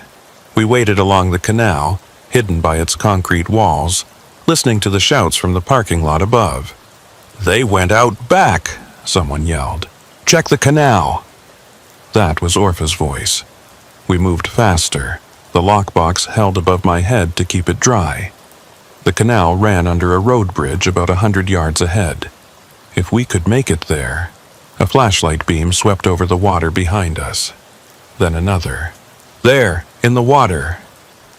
We ran, or tried to run, moving through waist-deep waters like trying to sprint through molasses. I could hear them on the banks above us, keeping pace easily. That's when I heard it. The sound of air brakes. A truck was stopping on the bridge ahead. Then another, and another. Zephaniah's head appeared over the bridge railing. "Need a lift, boys?" He'd already dropped a rope. We grabbed it, let him and other hands pull us up. As we reached the bridge, I looked back to see Orpha and 3 men standing at the canal's edge, watching us escape. Even from that distance, I could see the fury on her face. The bridge was full of trucks. Not the 150 Zephaniah had promised, but at least 20. All kinds: Peterbilts, Kenworths, Freightliners, Volvos. Their drivers stood between us and Orpha's people, a wall of truckers who'd apparently gotten the message.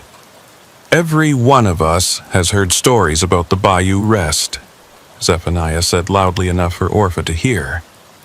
"Now we know they're true." Orpha tried to look confident, but I could see her calculating. 20 truckers, all witnesses. Too many to silence, too many to buy off. And more were coming. I could hear the rumble of engines in the distance, see headlights approaching from both directions. "You don't know nothing," she called out. "Just the ravings of a disturbed man." She pointed at Lemuel. "He's been stalking my truck stop for years, harassing customers, making up stories. These notebooks say different." I held up the lockbox. 47 names, Orpha. 47 truckers over 8 years. "That's a lie." "Timothy Doomhammer," Zephaniah said, his voice hard as granite. "October 2021. You remember him?" Orpha's face twitched just slightly. "Marcus Webb," another trucker called out. "My cousin, September 2019. "Ray Hutchins," came another voice. "January 2020. "You told the cops he drove into the swamp." More names, more dates. The truckers had been keeping track, comparing notes, building their own record of who had disappeared and where they'd last been seen. "The journalist will be here soon," I said, "along with camera crews. The FBI's been notified. It's over, Orpha." She laughed, but it sounded forced.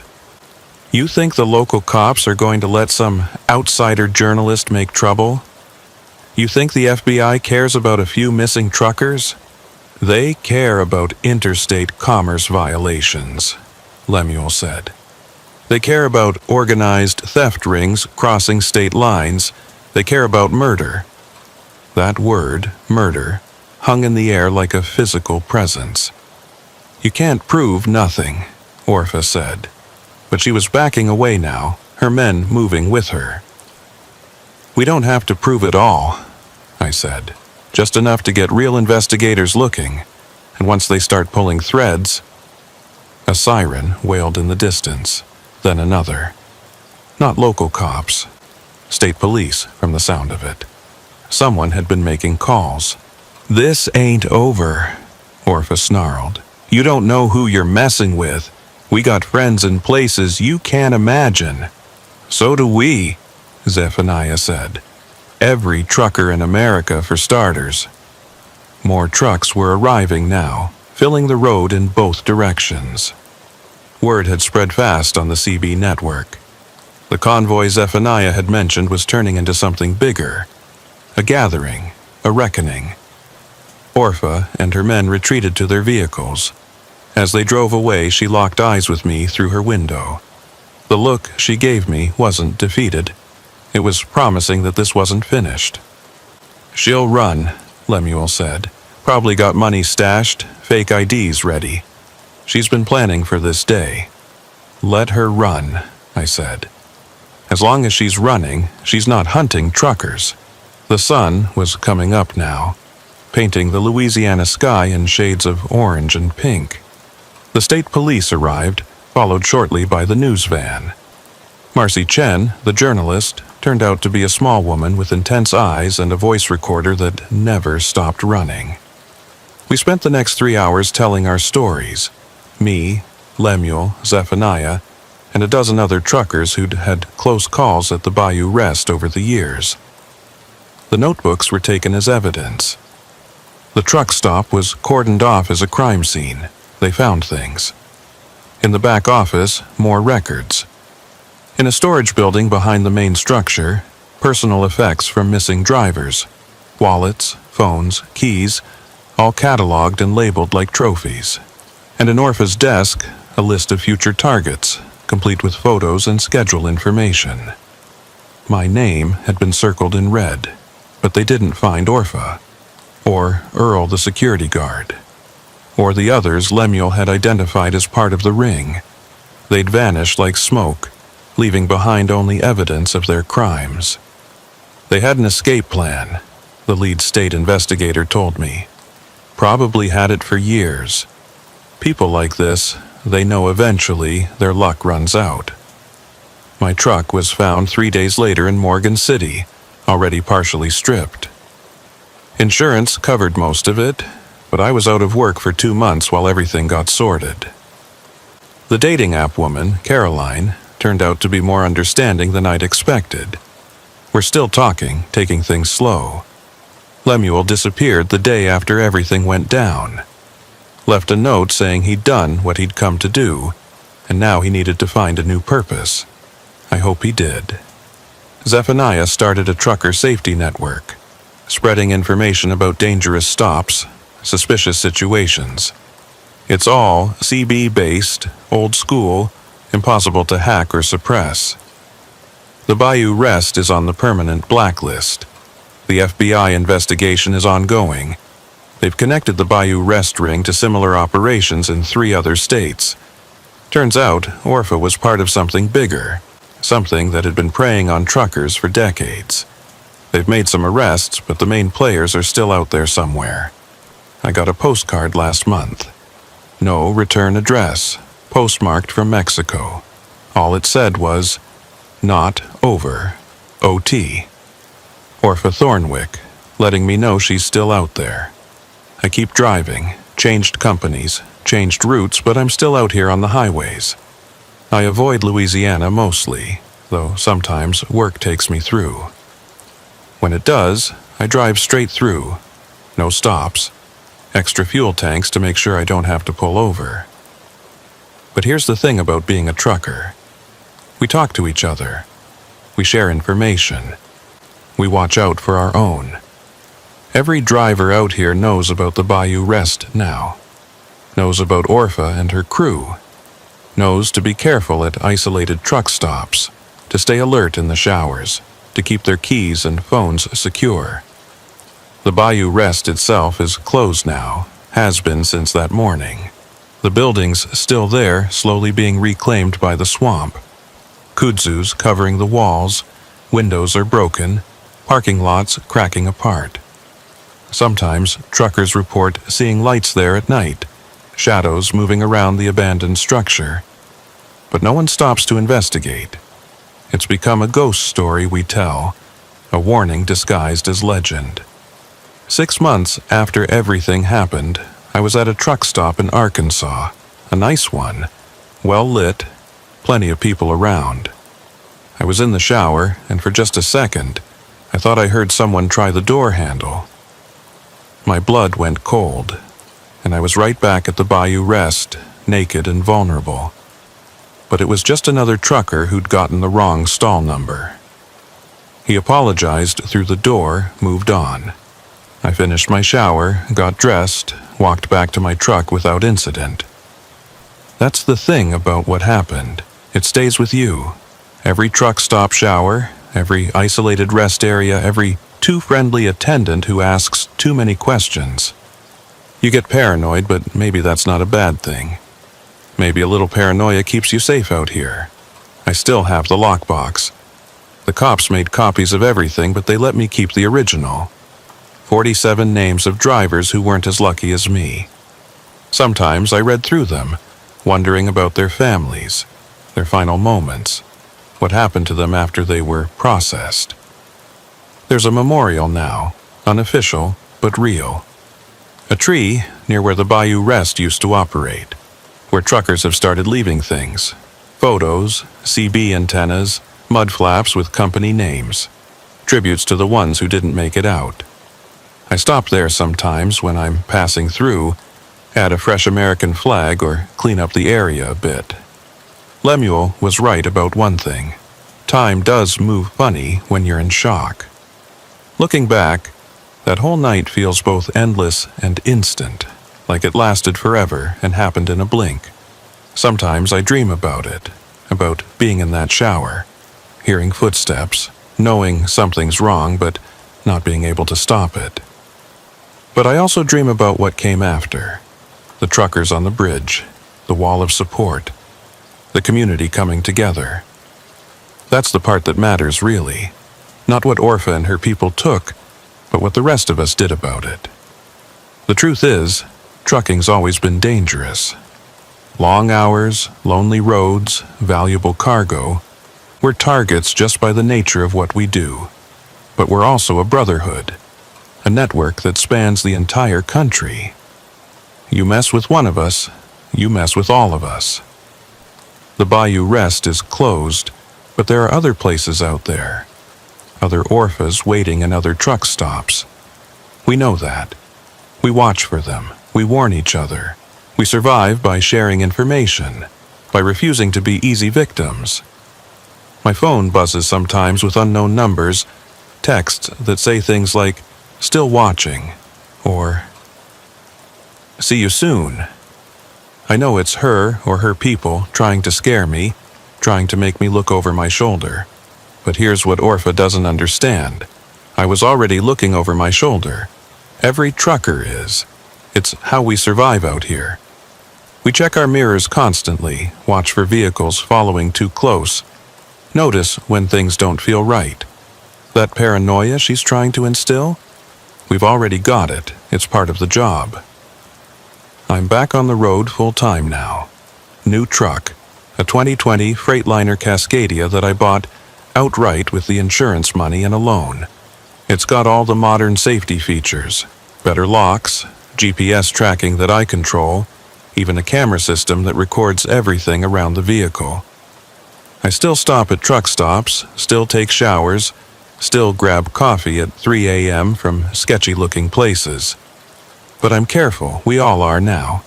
The new drivers, the young ones just starting out, they get warned about the Bayou Rest and places like it. It's become part of the unofficial training, the stories older drivers tell to keep the rookies safe. Some think we're exaggerating, making up ghost stories. Then they see the memorial tree, read the news articles, understand that the monsters in our stories are real people doing real harm. Zephaniah's safety network has grown. There's an app now, though most of us still prefer the CB radio. Instant communication, no digital trail, no way for predators to track or hack it. Old technology keeping us safe from new threats. I never found out what happened to my original truck. Insurance said it was totaled, stripped for parts. But sometimes I wonder. Sometimes I think about it out there somewhere, wearing different plates, hauling different loads, carrying the ghost of what happened that night. The shower stall at the Bayou Rest, stall 4, that image stays with me. The rusted lock, the moldy tiles, the shelf where my belongings sat for just a moment before being stolen. Such a mundane place for life to change completely. But that's how it happens, isn't it? The worst moments come when you're vulnerable, when you're just trying to get clean after a long haul. I've thought about quitting, finding work that keeps me home, keeps me safe. But trucking's what I know. It's who I am. And maybe in a way what happened made me better at it.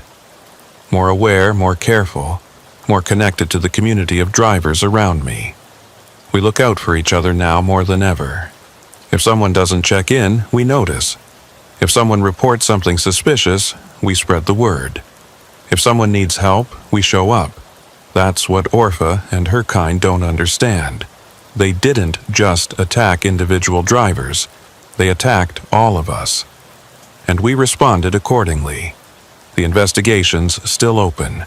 Every few months, I get a call from the FBI asking if I remember any other details, if I've heard anything new.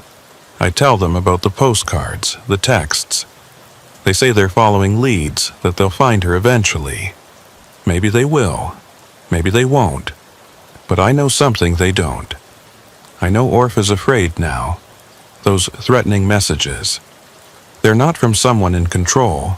They're from someone who lost everything and wants me to know they blame me. That's not power, that's desperation. She's out there somewhere, probably running the same scam in a different place with different people. But now there are photos of her, fingerprints on file, 47 reasons for law enforcement to keep looking. She'll make a mistake eventually. They always do. Until then, I keep driving. Phoenix to Atlanta, Seattle to Miami, all the long stretches of American highway in between. I see the sunrise over the Rockies and the sunset over the Pacific. I drink bad coffee and eat worse food and listen to the chatter on the CB radio. Drivers warning each other about speed traps and weather, about construction zones and closed way stations. And sometimes, late at night, when I'm the only truck on a lonely stretch of highway, I think about those 47 names, the drivers who didn't make it home. They're part of the road now, part of the stories we tell, part of the reason we watch out for each other. The Bayou Rest is closed, but its memory lives on as a warning. We're not alone out here, not really. For better or worse, we're all connected. The hunters and the hunted, the lost and the found, the ones who made it out and the ones who didn't. I'm Hiram Stonefield. I'm a trucker. I survived the Bayou Rest, and I'm still driving. The temperature gauge started climbing just outside Mamou, Louisiana, on a stretch of Highway 13 that hadn't seen improvement money since the Carter administration. I'd been watching it creep up for the last 10 miles, hoping it was just the gauge acting up. But when wisps of steam started seeping from under the hood, I knew I was done hoping. My name's Ephraim Duskwood, and I'd been hauling refrigerated goods through Louisiana for the better part of 12 years. The truck was my life. A 2015 Volvo VNL that I'd bought used and maintained like it was made of gold. Every belt, every hose, every filter changed on schedule, which is why the overheating didn't make sense. It was just past 2 in the morning on a Tuesday in October, the kind of night where the humidity made the air feel like breathing through a wet towel, even though Halloween was just around the corner. I'd picked up a load of frozen seafood in Cameron, headed for a distribution center in Alexandria. Time-sensitive stuff. The reefer unit was humming along fine, keeping everything at -10. But if the truck died, the refrigeration would die with it. 20,000 pounds of shrimp and crawfish would start thawing, and my reputation would thaw right along with it. I eased off the accelerator, looking for somewhere to pull over. This part of Highway 13 was nothing but rice fields and swamp, with the occasional dirt road leading off to God knows where. No truck stops, no rest areas, not even a wide shoulder. Just 2 lanes of cracked asphalt cutting through the darkness. The steam was getting worse. I could smell coolant now, sweet and acrid. The temperature gauge was buried in the red. I had maybe a minute, maybe less, before something catastrophic happened. That's when I saw the turnoff. Just a gap in the trees with a rusted sign that might have once said something about a boat launch. The dirt road was rutted but solid enough. I eased the truck off the highway, drove maybe 50 yards in, and killed the engine before it could kill itself. The silence was immediate and complete. No traffic, no insects, just the tick-tick-tick of hot metal cooling and the distant hum of the reefer unit still running off the auxiliary power unit. I grabbed my flashlight and work gloves, popped the hood latch, and climbed out. The night air was thick with the smell of swamp, rotting vegetation, stagnant water, that peculiar Louisiana mixture of life and decay. Somewhere in the darkness, something splashed. Gator, probably, or maybe just a fish jumping. You learned not to think too hard about what was in the water down here. I raised the hood carefully, standing to the side in case steam geysered out. It didn't, which was actually more concerning. I played my flashlight over the engine compartment. Everything looked normal at first glance. No obvious broken hoses, no visible leaks. Then I spotted it. The main coolant hose, the big one that ran from the radiator to the engine block, had a clean slice through it. Not a tear, not a wear spot, a cut, like someone had taken a knife to it. Well, hell, I muttered. I had tape in my toolkit, maybe enough to patch it temporarily, but I'd need coolant, and lots of it, to replace what had leaked out. And even then, it would be a limp to the nearest town, hoping the patch held. I was heading back to the cab to get my tools when I heard the voice. "Got trouble, friend?" I nearly jumped out of my skin. A man was standing at the edge of my flashlight beam, like he'd materialized from the swamp itself. Tall, lean, wearing overalls and a John Deere cap. His face was weathered in that way you get from working outside your whole life. Deep lines around his eyes and mouth. "Jesus," I said, hand on my chest. "You scared me." He smiled, showing teeth that were surprisingly white in his tanned face. "Sorry about that. I'm Uriah Bleakstone. Got a place just up the road a piece. Heard your truck pull in, figured you might need help." "Ephraim Duskwood," I said, shaking his offered hand. His grip was firm, calloused. "Coolant hose is cut. Don't suppose you've got any spare hose and coolant lying around." "Matter of fact, I might," Uriah said. "Farm's got all kinds of equipment. Bound to have something that'll work. It's just a quarter mile up this road." Something about the situation felt off. How had he heard my truck from a quarter mile away? Why was he out at 2 a.m? But I was stuck, and he was offering help. "That's mighty kind of you," I said. "No trouble at all. We help each other out here. Don't get many visitors, especially not at this hour. Come on, we'll take my truck." He gestured toward the road where I could now see the shape of a pickup parked in the shadows. An old Ford, by the look of it, more rust than metal. "I should probably stay with my rig," I said. "Got refrigerated cargo." "It'll be fine for 20 minutes, Uriah said. "Not like anyone's going to steal it out here. Besides, you can't fix it without supplies." He had a point, and the APU would keep the reefer running for hours without the main engine. "All right," I said, grabbing my phone and wallet from the cab. "Lead the way." Uriah's truck smelled like motor oil and tobacco. The seat springs were shot, so I bounced with every rut in the road.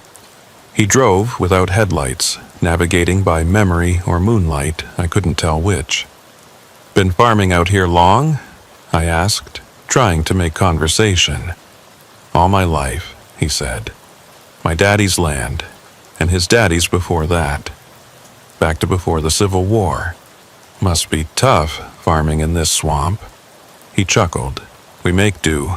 Got rice fields, some crawfish ponds. Few head of cattle, and we do some mechanic work on the side. Folks around here can't always afford to take their equipment to town." The road curved, and suddenly there were lights ahead. Not electric lights. Too yellow, too flickering. Lanterns, maybe, or torches. A lot of them. "Having a party?" I asked, trying to keep my voice light. "Something like that," Uriah said. "Harvest celebration, family tradition." But it was October. Rice harvest was in August, September at the latest. And who celebrated anything at 2 in the morning on a Tuesday? The farm materialized out of the darkness like something from another century. A sprawling wooden house that looked like it had been added to over generations, creating a maze of rooflines and porches, barns and sheds scattered around, most leaning at concerning angles. And people, dozens of people, all dressed like they'd stepped out of a Depression-era photograph, all standing perfectly still, all looking at the truck as we pulled up. "Family reunion," Uriah said, but his voice had changed. Flatter, less friendly. "Been planning it for months." I reached for my phone, thinking I'd text my dispatcher, let someone know where I was. No signal, not even one bar. "Cell towers don't reach out here," Uriah said, watching me. "We like it that way. Peaceful." He parked the truck, and immediately the crowd of people moved closer. Men, women, even children, all with that same weathered look, all with those same too bright smiles. "This is Ephraim," Uriah announced. "His truck broke down. We're going to help him." Murmurs of greeting, nods all around. But nobody moved to actually help. They just stood there watching. "The supplies?" I prompted. Right. Abner, get the man what he needs." A younger man, maybe 30, peeled away from the crowd. Abner Grimhold, Uriah introduced him as. He had the same lean build as Uriah, the same weathered face, but his eyes were different. Nervous, darting, like he wanted to say something but didn't dare. "Coolant hose," Uriah told him. "The good stuff." Abner nodded and jogged toward one of the barns. I noticed he kept looking back at me, that nervous expression getting worse. "While we wait," Uriah said, putting his hand on my shoulder. "Come meet my wife. She's got coffee on." The hand on my shoulder wasn't a suggestion. It was a grip, firm enough to hurt if I tried to pull away. The crowd parted as he guided me toward the house, then closed behind us. I was surrounded. The house's interior was worse than the outside. It smelled of kerosene and something else, something organic and wrong. The walls were covered in old photographs, hundreds of them, all showing stern-faced people in old-fashioned clothes. But what caught my eye were the newer photos mixed in, modern photos, Polaroids mostly, showing trucks, big rigs, all different makes and models, all photographed from the same angle, like trophies. "Coffee?" A woman appeared in a doorway, thin, gray-haired, wearing a dress that might have been fashionable in 1940. Uriah's wife, presumably. He'd never said her name. "I really should get back," I said. "My cargo." "Tabitha makes the best coffee in 3 parishes," Uriah said, his grip on my shoulder tightening. It would be rude to refuse. "Tabitha Shadowmere," she introduced herself, handing me a chipped mug filled with black liquid that might have been coffee once. It was lukewarm and bitter enough to strip paint. I pretended to sip it while looking for exits. The front door we'd come through. A back door, probably to the kitchen. Windows, but all with closed shutters. "U-Haul refrigerated?" Tabitha asked, settling into a rocking chair that creaked ominously. "Yes, ma'am." "What kind of cargo?" "Seafood mostly." "Valuable?" The question was too pointed, too interested. "Not really, just shrimp and crawfish, nothing special." She exchanged a look with Uriah. Disappointment, maybe, or calculation. "Still," Uriah said, "truck like yours must be worth something." "It's insured," I said quickly. "Company tracks it by GPS. They know exactly where it is at all times." Another lie. I was an owner-operator. No company, no GPS tracker except my phone. But they didn't need to know that. Abner appeared in the doorway, breathing hard like he'd been running. "Got it," he said, holding up a length of hose. But what?" Uriah's voice had an edge now. "We're out of coolant. Used the last of it on the tractor last week." Uriah's face darkened. "Check the other shed." I did, nothing. "Then we'll have to make do," Uriah said, standing. "Come on, Ephraim, let's get you fixed up." But the atmosphere had changed. The friendly helpfulness was gone, replaced by something predatory. The people outside had moved closer to the house, blocking the windows. I could hear them murmuring, discussing something in voices too low to make out. "Actually," I said, standing up too fast, spilling some of the awful coffee. "I just remembered, I've got a buddy in Ville Platte. He runs a tire shop. He's probably up, getting ready for the morning shift. I can call him." "You said there's no cell service," Tabitha said quietly. "I'll drive to where there is. Really, you've been too kind already." "Nonsense," Uriah said. "We've got you this far. Besides, your truck's a quarter-mile away. How are you planning to get there?" Through the window, I could see more people arriving. They weren't coming from the house or the barns. They were coming from the swamp itself, emerging from the tree line in groups of 2 and 3, all dressed the same, all with that same weathered look, all heading toward the house. I was trapped, and we all knew it. "You know what?" I said, trying to keep my voice steady. "I think I'll take that hose and walk back to my truck. Don't want to trouble you folks any more than I already have." I reached for the hose in Abner's hands, but Uriah stepped between us. "Now, that don't make sense," he said. "Walking alone in the dark through swampland? That's how folks get hurt. A snake bite, gator, maybe just step wrong and break an ankle. We couldn't let that happen to a guest." Guest, the word hung in the air like a threat. Through the window, I counted at least 30 people now, all standing in a loose circle around the house. Men, women, teenagers, even a few children, all dressed like extras from a movie about the Great Depression. All perfectly still, perfectly quiet, just waiting. "Tell you what," Uriah continued. "Why don't you stay here tonight? Sun'll be up in a few hours. Everything looks better in daylight. We can sort out your truck situation then." "I appreciate the offer, but I really can't. The refrigeration unit only has so much fuel. If it runs out, I lose the whole load." "Shame to lose all that seafood," Tabitha said from her rocking chair. "Worth what, 10,000? 20? "More like 30 if it spoils," I said, inflating the number. "Company will send people looking for it if I don't check in by dawn. It's that valuable." Another lie. But I was building a story now, trying to make myself more trouble than I was worth.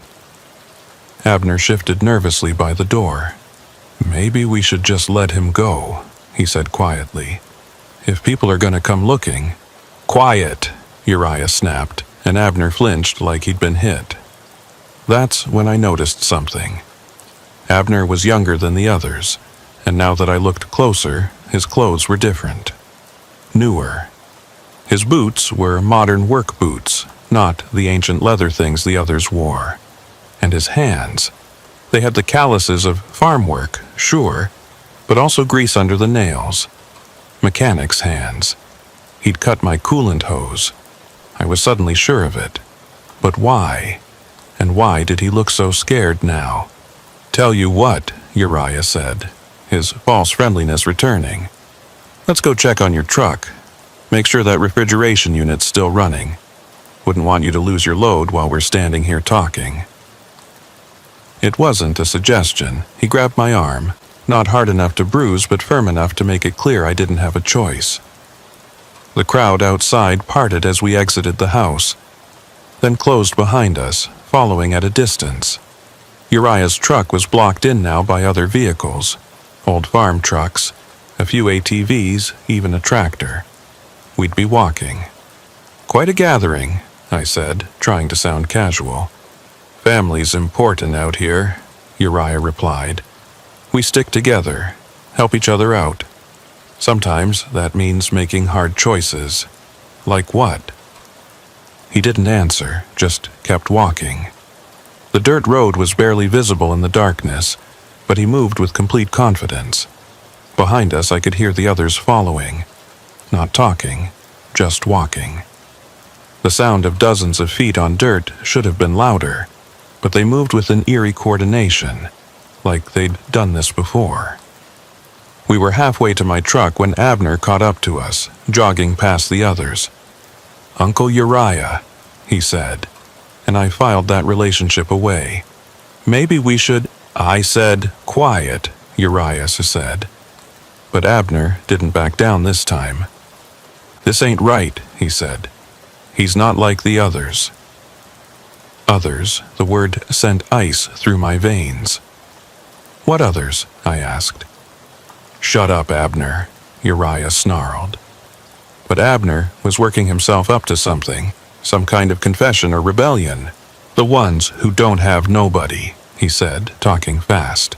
"The ones who won't be missed, but he's got people. He's got—" Uriah's hand moved fast, backhanding Abner hard enough to send him stumbling. I said, "Shut up." I used the distraction to pull away from Uriah's grip, putting some distance between us. "What's he talking about? What others?" The crowd had stopped walking. They were spreading out now, forming a loose circle around us. In the darkness, they were just shapes, but I could feel their attention like a physical weight. "Nothing," Uriah said, but his voice had lost all pretense of friendliness. "Boys touched in the head, too much time in the sun." "The photos in your house," I said, pieces clicking together. "All those trucks, those weren't just pictures. Those were trophies." Uriah smiled then, and it was the coldest thing I'd ever seen. "Man's gotta make a living. Farm don't pay what it used to. You rob truckers, that's your real harvest." "Rob's an ugly word," he said. "We prefer to think of it as reclamation. Trucks break down on this stretch all the time. Radiator hoses especially. Funny how that happens." I looked at Abner, who was holding his jaw where Uriah had hit him. "You cut my hose while I was driving. How?" "Truck stop in Mamu," Abner said quietly. "You were inside getting coffee for 15 minutes. More than enough time." I remembered the stop, just a quick break to stretch my legs and grab caffeine for the final push. I'd never even noticed anyone near my truck.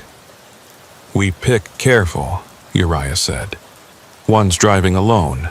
Ones with older trucks that might actually break down. Ones who look like they can't afford to lose a load, so they'll take help from strangers. And then what? You kill them?" "Kill's another ugly word," Uriah said. "Sometimes folks just disappear. Swamp's big. Lots of places a body won't ever be found. But usually, we don't have to go that far. Usually, folks are smart enough to hand over what we want and walk away. But I don't have anything. Old truck, cheap cargo. You got a truck worth 40,000 even used," Tabitha said. She'd followed us, moving silent as smoke. "You got credit cards, bank account. You got an identity we can use for all sorts of things. And if I refuse—" The circle tightened.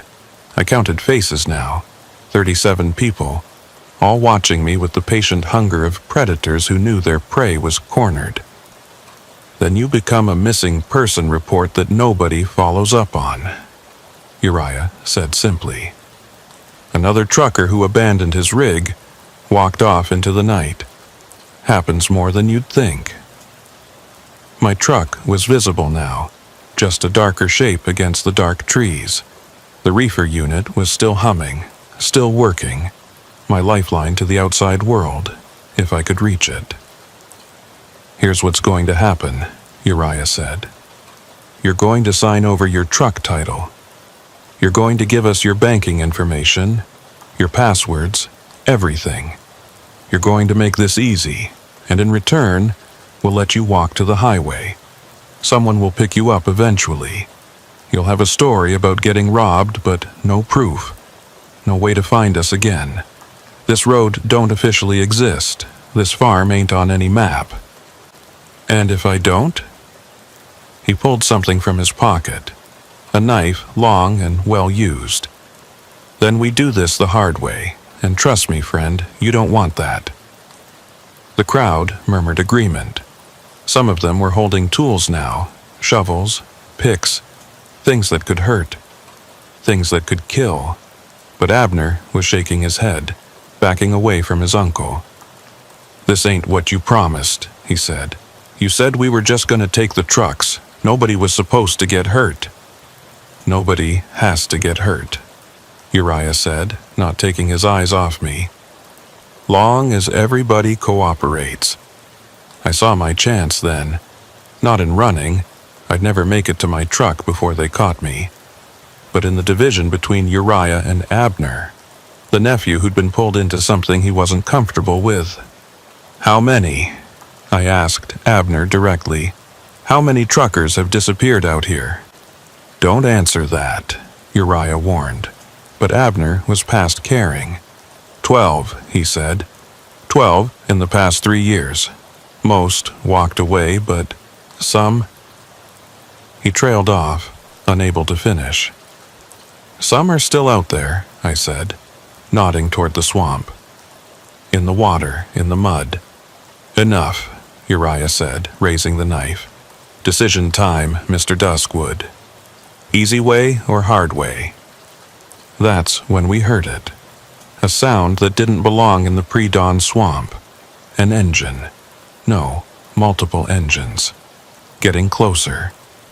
Uriah's head snapped toward the sound. "Who did you call?" "Nobody," I said, genuinely confused. "I told you, no cell service." The engines were getting louder. Definitely trucks. Big ones. Then I understood. The refrigeration unit. It had a GPS tracker built into it separate from anything on my phone. If the unit detected a problem, like running stationary for too long without the main engine, it sent an alert to the company that leased it. And that company had a contract with local recovery services. I started laughing. I couldn't help it. "The reefer unit," I said. "It's been running on auxiliary power for over an hour. That triggers an automatic alert. The leasing company sends someone to check." Uriah's face went pale. "You're lying." "Am I? Those sound like tow trucks to you? Maybe the police?" The crowd was getting agitated now, looking to Uriah for guidance. But he seemed frozen, calculating odds, trying to figure out if I was bluffing. Headlights appeared through the trees. 3 sets, maybe 4. Too many for them to stop, too many witnesses. "We need to go," Tabitha said urgently. "Now." "He knows our faces," Uriah said, still holding the knife. "He knows our names." "Then we deal with it later," she said. "But not now. Not with witnesses coming." The crowd was already dispersing, melting back into the swamp with the same eerie coordination they'd shown before. Within seconds, it was just Uriah, Tabitha, Abner, and me. "This ain't over," Uriah said, backing away. "You don't know these roads like we do. You don't know these people. You'd be smart to forget this night happened." "Like the other 12 forgot?" I asked. He smiled, that cold smile again. "The smart ones did." Then they were gone, vanishing into the darkness just as the first tow truck rounded the bend.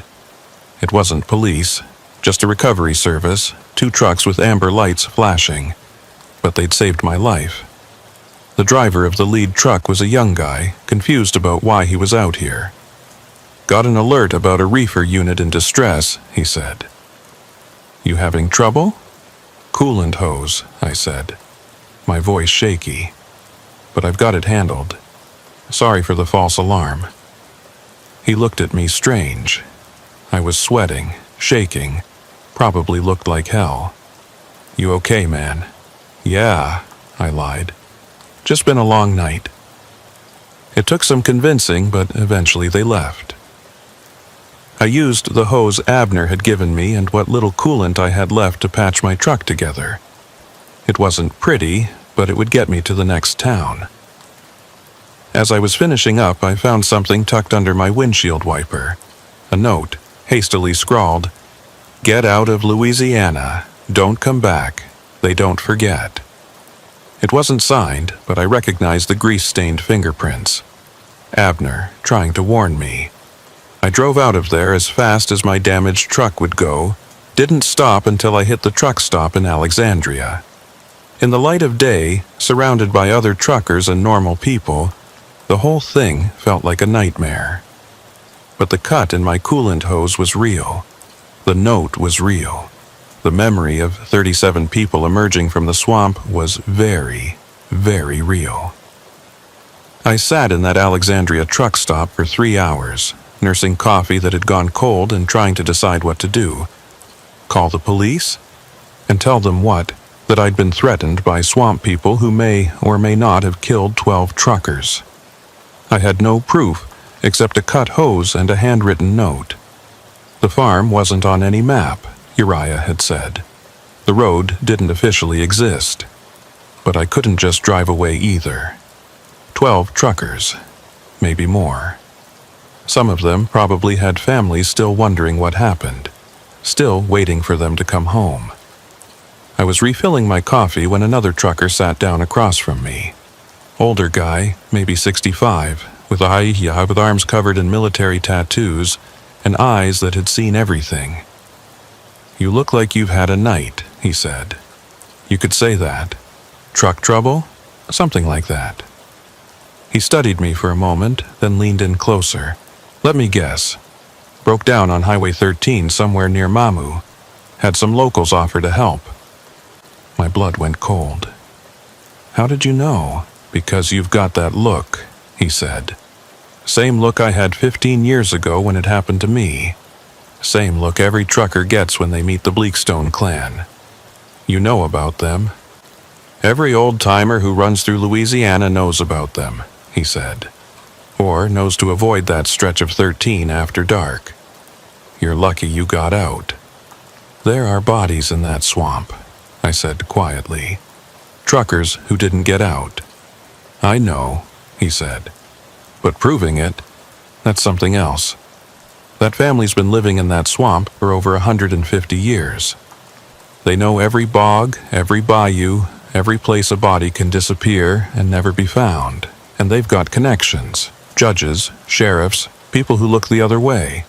So nothing can be done?" He was quiet for a moment, then pulled out a worn notebook from his pocket. "What's your name, son?" "Ephraim Duskwood." He wrote it down. "Truck make and model?" 2015 Volvo VNL. He added that too. "I keep a list," he explained.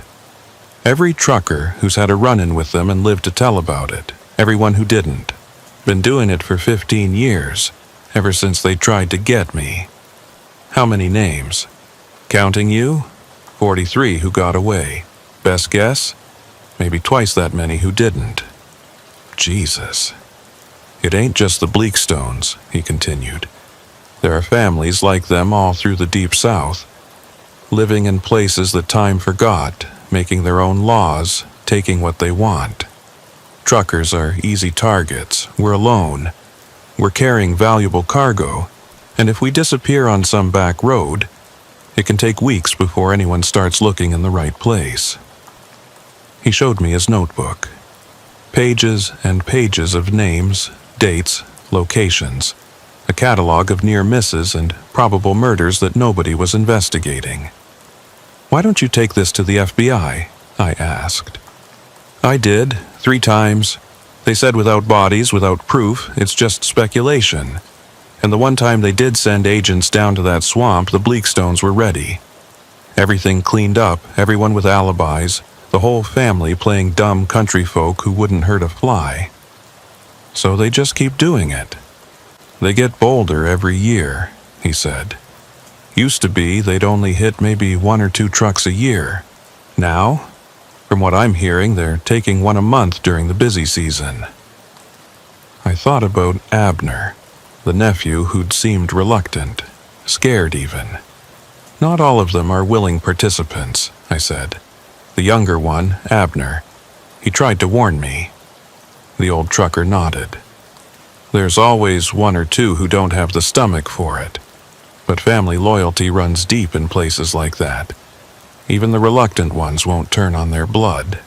He might, I said, thinking about the fear in Abner's eyes, the way he'd flinched when Uriah hit him. He's already halfway to breaking. Maybe. But getting to him would mean going back there, and that's not something I'd recommend. I knew he was right. The smart thing would be to repair my truck properly, deliver my load, and never take a route through Louisiana again. But I couldn't shake the image of those photos on Uriah's wall. All those trucks. All those drivers who'd just wanted to make their delivery and go home. "What's your name?" I asked the old trucker. "Frank Morrison," he said. "I run the northern routes mostly now, stay out of Louisiana altogether. But you kept the notebook." "Someone has to remember," he said. "Someone has to keep count." We sat there for a while, two truckers in a busy stop, surrounded by the normal chaos of people coming and going. But we were both thinking about that swamp, about the things that happened in the dark places where the modern world hadn't quite reached. "I need to make my delivery," I finally said. "But after that, you do what you need to do," Frank said. "Just remember, they've been doing this for generations. They're not going to stop because one trucker got away."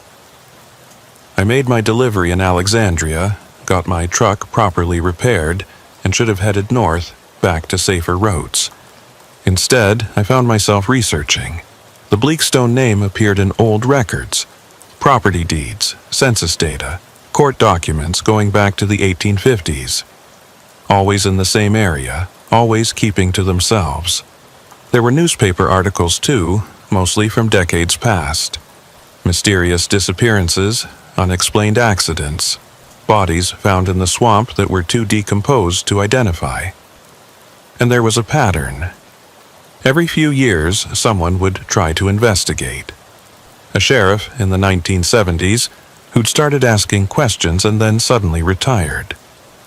A journalist in the 90s whose car was found burned on a back road, the driver never located. A state police detective in 2008 who'd opened a case file on missing truckers and then transferred to another parish without explanation. The Bleakstones had survived by being careful, by never taking too much too fast, by making sure their victims were people who wouldn't be immediately missed. But they'd made a mistake with me. I had connections, resources, and I had Frank's notebook, which gave me something they didn't expect.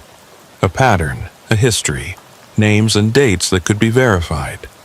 I spent a week putting it together, cross-referencing Frank's list with missing person reports, checking trucking company records, even reaching out to families of missing drivers.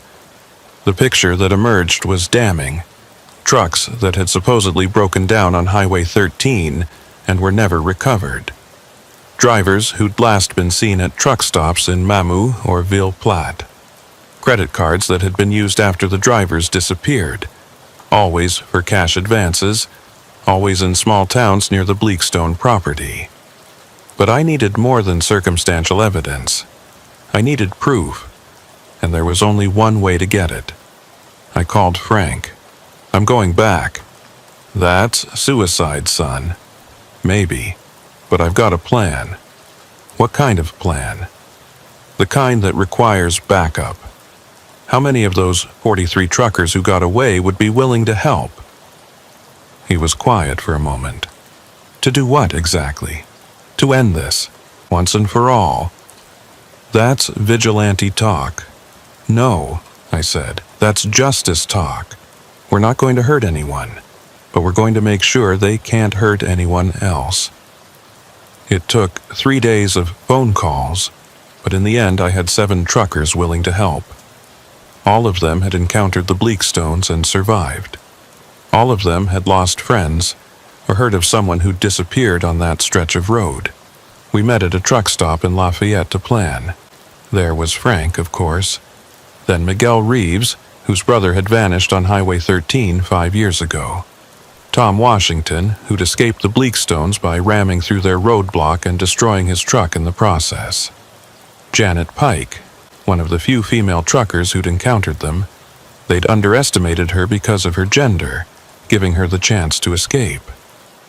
Brothers Pete and Paul Kowalski, who'd been team driving when the Bleakstones tried to take them.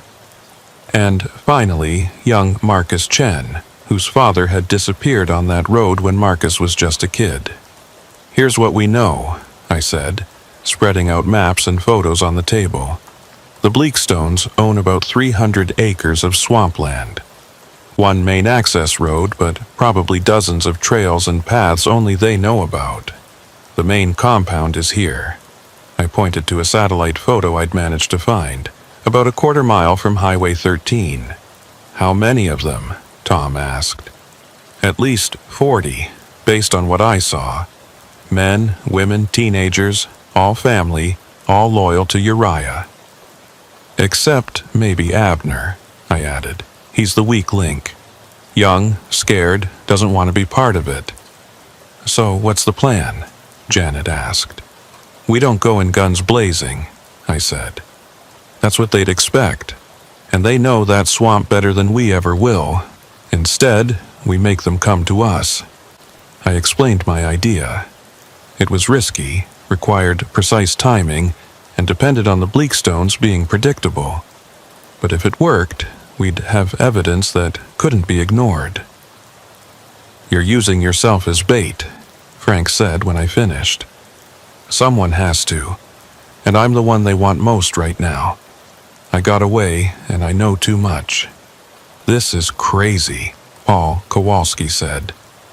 "Maybe," I admitted. "But doing nothing is worse.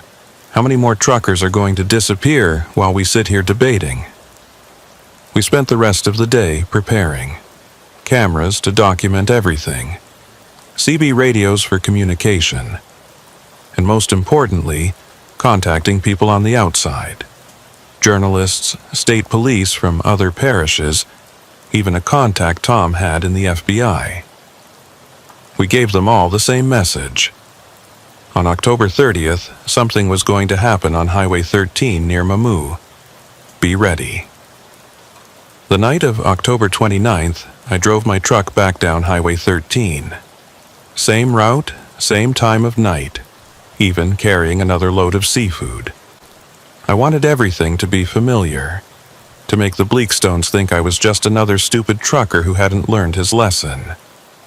Sure enough, just outside Mamu, my coolant hose failed again. Cut in the exact same place.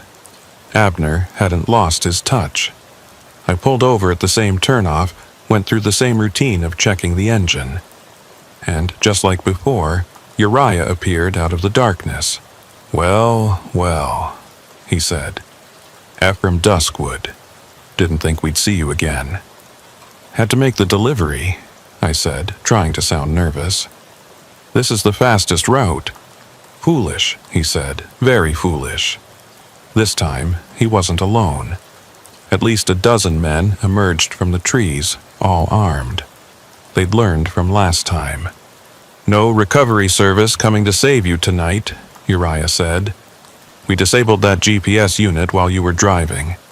You're all alone out here." "I figured as much," I said. He smiled that cold smile. "Then you know how this ends." "I do," I said. "But not the way you think." That's when the lights came on. 7 trucks, hidden in the trees on both sides of the road, all hit their high beams at once. The Bleakstones were suddenly illuminated like actors on a stage, and every one of those trucks had dashboard cameras running, recording everything. "What the hell?" Uriah spun around, shielding his eyes from the lights. "You're being recorded," I announced loudly, making sure the cameras would pick up my voice. "Everything you say, everything you do, is being documented." Frank's voice boomed from his truck's PA system. "This is being live-streamed to multiple platforms. State police are already on their way." That was partly true. We were recording everything. But the live stream was a bluff, no signal out here. But the Bleakstones didn't know that. "You think you're clever," Uriah snarled, pulling out his knife. "But cameras can be destroyed. Witnesses can disappear." 7 witnesses, I said, all of whom told people exactly where they'd be tonight. All of whom have families expecting them to check in. More Bleakstones were emerging from the swamp now, drawn by the commotion. I saw Tabitha among them, and there, hanging back near the trees, was Abner. His face was pale in the truck lights, eyes wide with what looked like relief mixed with terror. "Abner," I called out, "this is your chance. You don't have to be part of this anymore. Shut your mouth," Uriah roared. But I saw Abner take a step forward, then stop, caught between loyalty and conscience. 12 truckers, Abner," I continued. "Maybe more. You know where they are. You can end this." "Don't listen to him, boy," Tabitha shrieked. "He's outsider. Family comes first." But something in Abner had finally broken. Maybe it was the lights, the cameras, the knowledge that the outside world was finally watching. Or maybe he'd just been waiting for someone to give him permission to do what he'd wanted to do all along. "They're in the old quarry," he said, his voice barely audible. Then louder, "The bodies. They're in the Mirepoix quarry, about 2 miles northeast of the farm, weighted down with engine blocks." The silence that followed was deafening. Even the swamp seemed to hold its breath. Then Uriah moved, faster than a man his age should be able to. Not toward Abner. Toward me. The knife flashed in the lights as he covered the distance between us in seconds. I tried to dodge, but he was on me, the blade slicing across my ribs as I twisted away. Hot pain flared, and I felt blood immediately soaking my shirt. We went down together, rolling in the dirt, him trying to drive the knife home while I fought to control his wrist. "Stop recording," Tabitha screamed. "All of you, stop recording or we'll kill him." But the truckers didn't stop. They couldn't. This was evidence, proof of what the Bleakstones really were. Uriah was stronger than he looked. Muscles like wire cables under his weathered skin. The knife inched closer to my throat. I could smell his breath, sour with tobacco and something rotten. Then a shovel connected with the side of his head. Not hard enough to kill, but enough to stun. Uriah rolled away and I looked up to see Abner standing over us, shovel raised for another swing if necessary. "Enough," Abner said. "It's enough, Uncle Uriah. It's over." "You little traitor." Tabitha rushed forward, but Janet Pike was out of her truck now, tire iron in hand, placing herself between Tabitha and Abner. "Back off, lady," Janet said calmly. "You're done terrorizing truckers." The sound of sirens finally cut through the night. Real ones, this time, getting closer fast. The Bleakstones began to scatter, some running for the swamp, others for vehicles. But it was too late. The road was blocked in both directions now.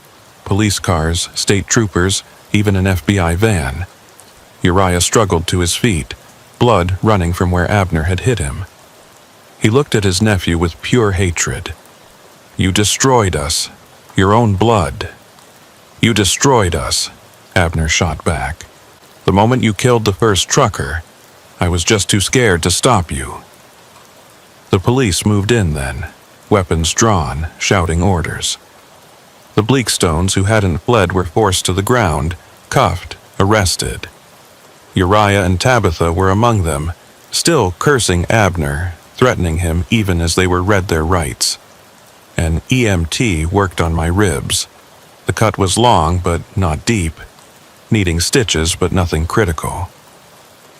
As he bandaged me up, I watched the police operation unfold. They'd brought everyone, local cops, state police, FBI, even a forensic team ready to process the scene. Detective Sarah Robichaux from the state police took my statement right there on the roadside. I told her everything, both encounters, the 43 truckers Frank had documented, what Abner had said about the quarry.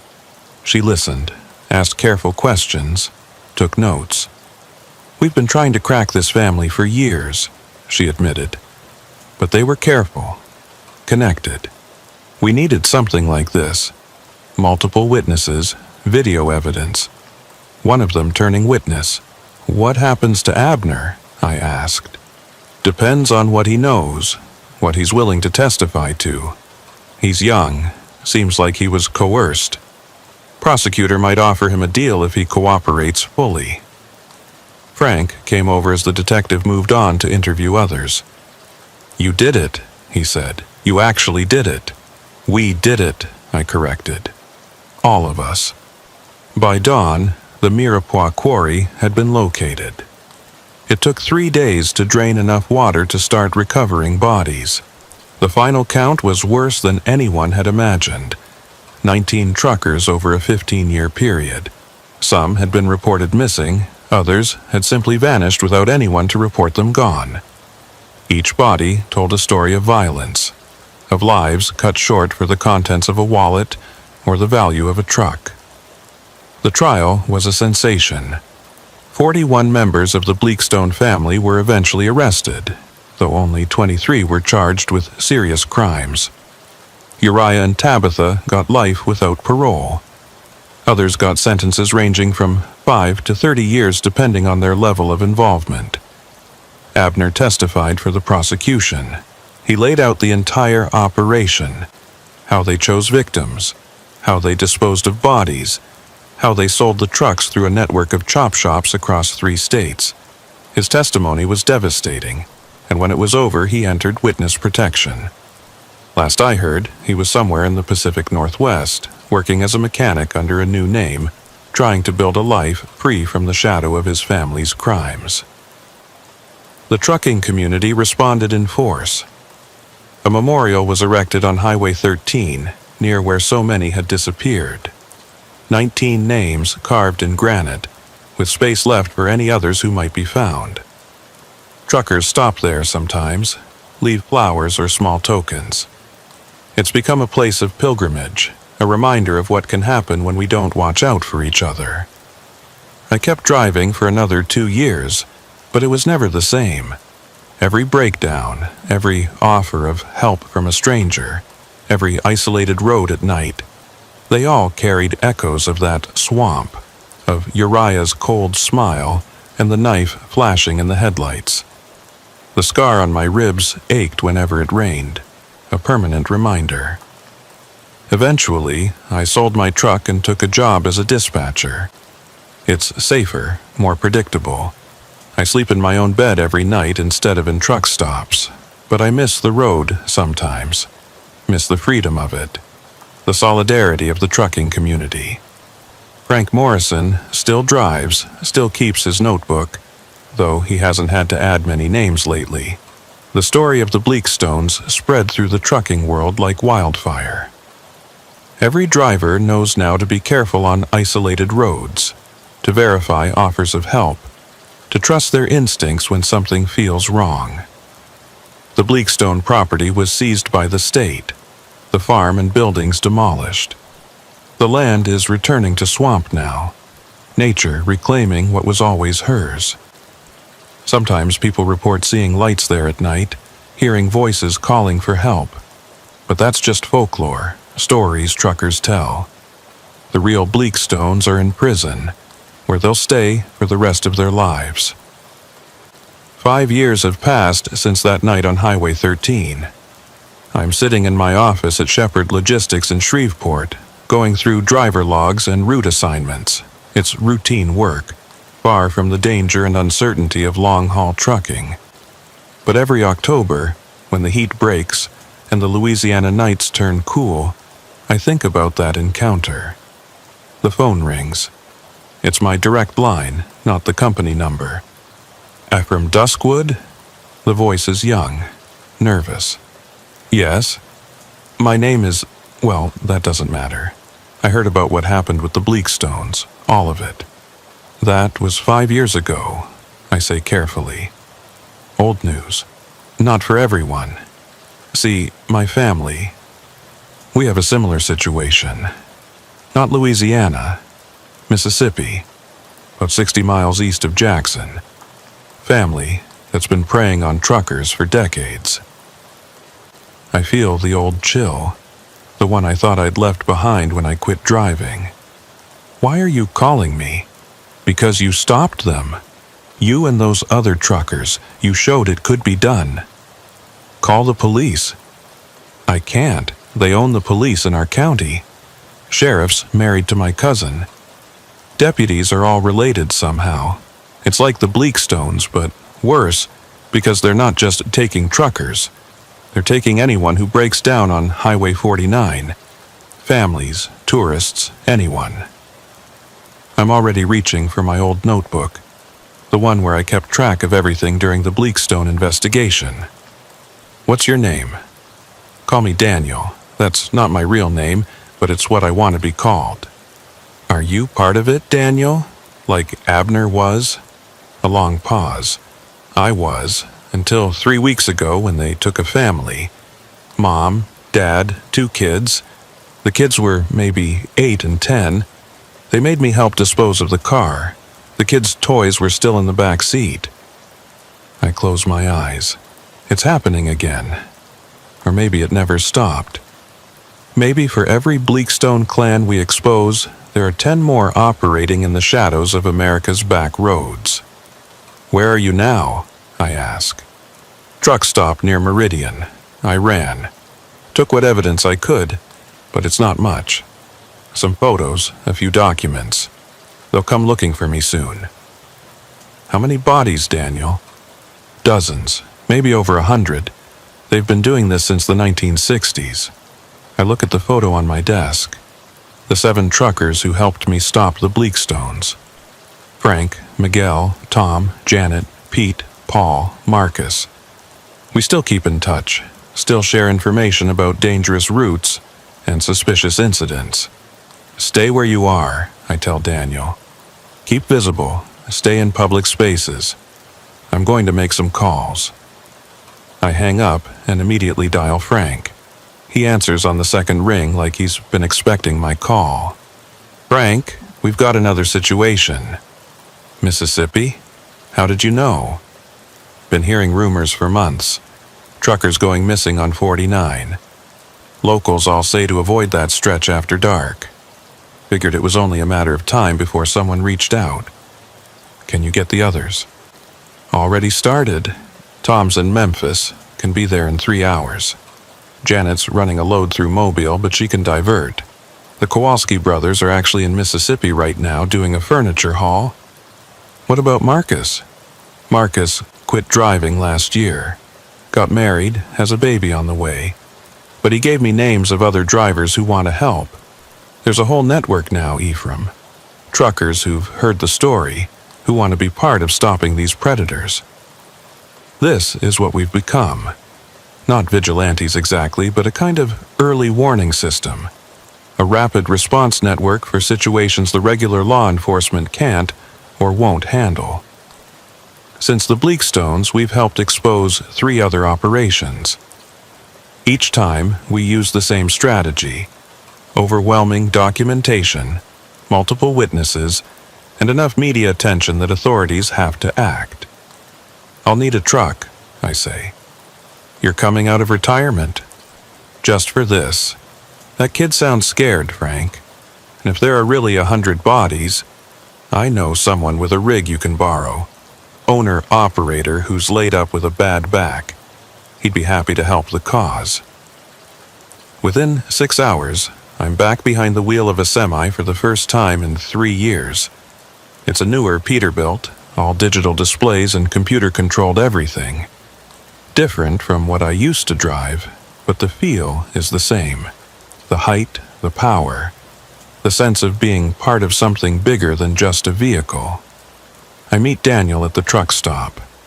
He's younger than Abner was, maybe 22, with the haunted look of someone who's seen too much. His evidence is more substantial than he indicated on the phone. Photographs of burial sites, ledgers showing trucks that were sold, even audio recordings of family members discussing their crimes. They call themselves the Harrow family, he explains, as we sit in my borrowed truck, going through the materials. Been living on the same land since before the Civil War. They have a whole system, fake cops who pull people over, a tow service that's actually a front for their operation, even a used car dealership where they sell the vehicles. How many family members are involved? At least 60 who know about it, maybe half that who actively participate. My grandfather, Josiah Harrow, he runs it all, makes the Bleakstones look like amateurs. Over the next 2 days, we build our case. The network Frank mentioned is bigger than I imagined. 30 truckers willing to help, plus journalists who covered the Bleakstone story, even some FBI agents who worked that case and want to prevent another one. The plan is similar but larger in scale. We need to catch the Harrows in the act, document everything, and make it impossible for local law enforcement to cover it up. But this time, we have an advantage. Daniel knows their procedures, their schedules, when and where they hunt. Tuesday nights, he says. They always work Tuesday nights.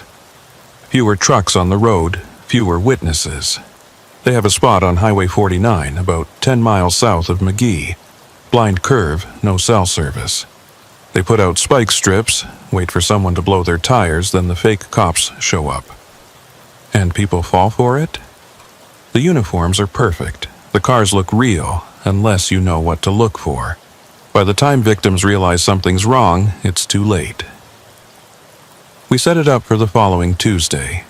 I'd be the bait, driving the Peterbilt with a load of electronics, valuable enough to be worth their attention. The other truckers would be positioned along the route, hidden but ready.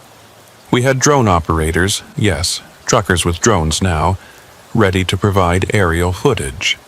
And this time we had real law enforcement standing by. FBI agents from the Jackson field office, who Daniel had contacted independently. The night came fast. October 29th, almost exactly 5 years after my first encounter with the Bleakstones. I tried not to think about the coincidence as I drove south on Highway 49, watching my mirrors for any sign of trouble. The spike strip appeared exactly where Daniel said it would be, barely visible in the darkness. I managed to avoid it, pretending to swerve for an animal. As expected, this triggered their backup plan. A police car, complete with lights and sirens, appeared behind me, signaling me to pull over. I complied, pulling onto the shoulder. The officer who approached looked the part, uniform pressed, badge shining, hand resting on his weapon, but I could see others moving in the woods surrounding my truck. "License and registration," the fake cop said. I handed over forgeries Frank had prepared. Documents that would check out initially but raise flags if anyone looked too closely. The cop studied them with a flashlight, then smiled. "Mr. Johnson, I'm going to need you to step out of the vehicle." "What's the problem, officer?"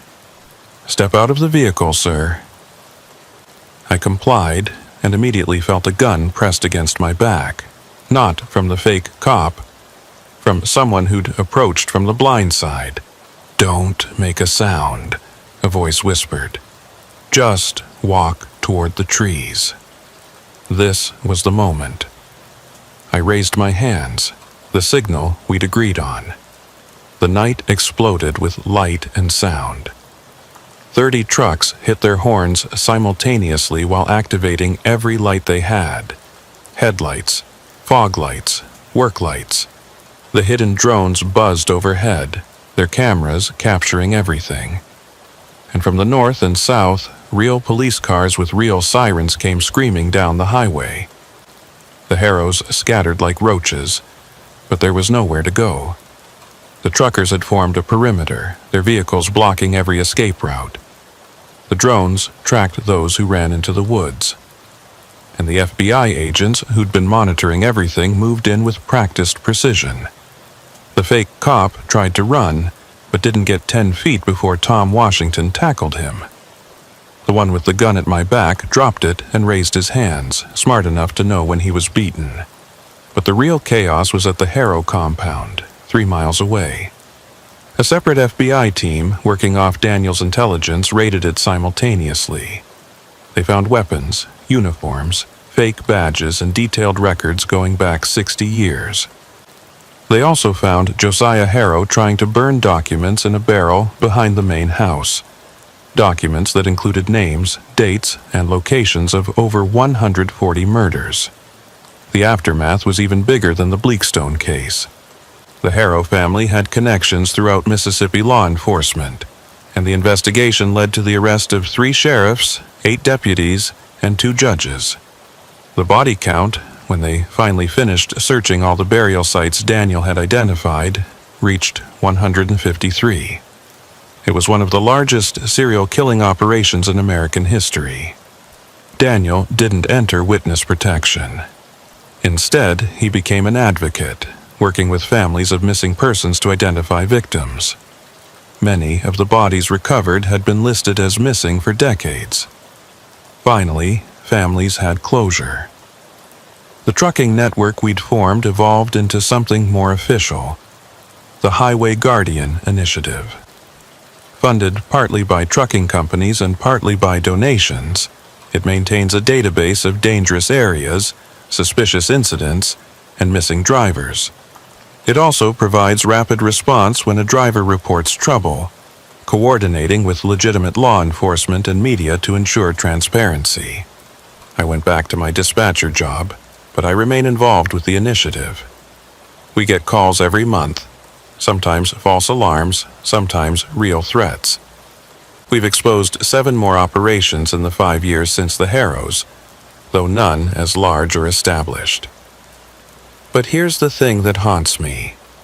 For every one we stop, how many are still out there? How many families like the Bleakstones and Harrows are still preying on travelers on America's back roads? How many bodies are hidden in swamps and quarries and forgotten places, never to be found? I keep a map in my office now, marked with red pins for every confirmed predator site, yellow for suspicious areas, green for places we've cleared. There's still too much red, too much yellow, too many dark places where the modern world hasn't quite reached, where old families make their own law and strangers disappear without a trace. Sometimes young truckers come to see me, wanting to hear the story firsthand. I tell them, but I also warn them. The road is dangerous in ways that have nothing to do with weather or mechanical failure. There are human predators out there, watching for the vulnerable, the isolated, the ones who won't be immediately missed. Trust your instincts, I tell them.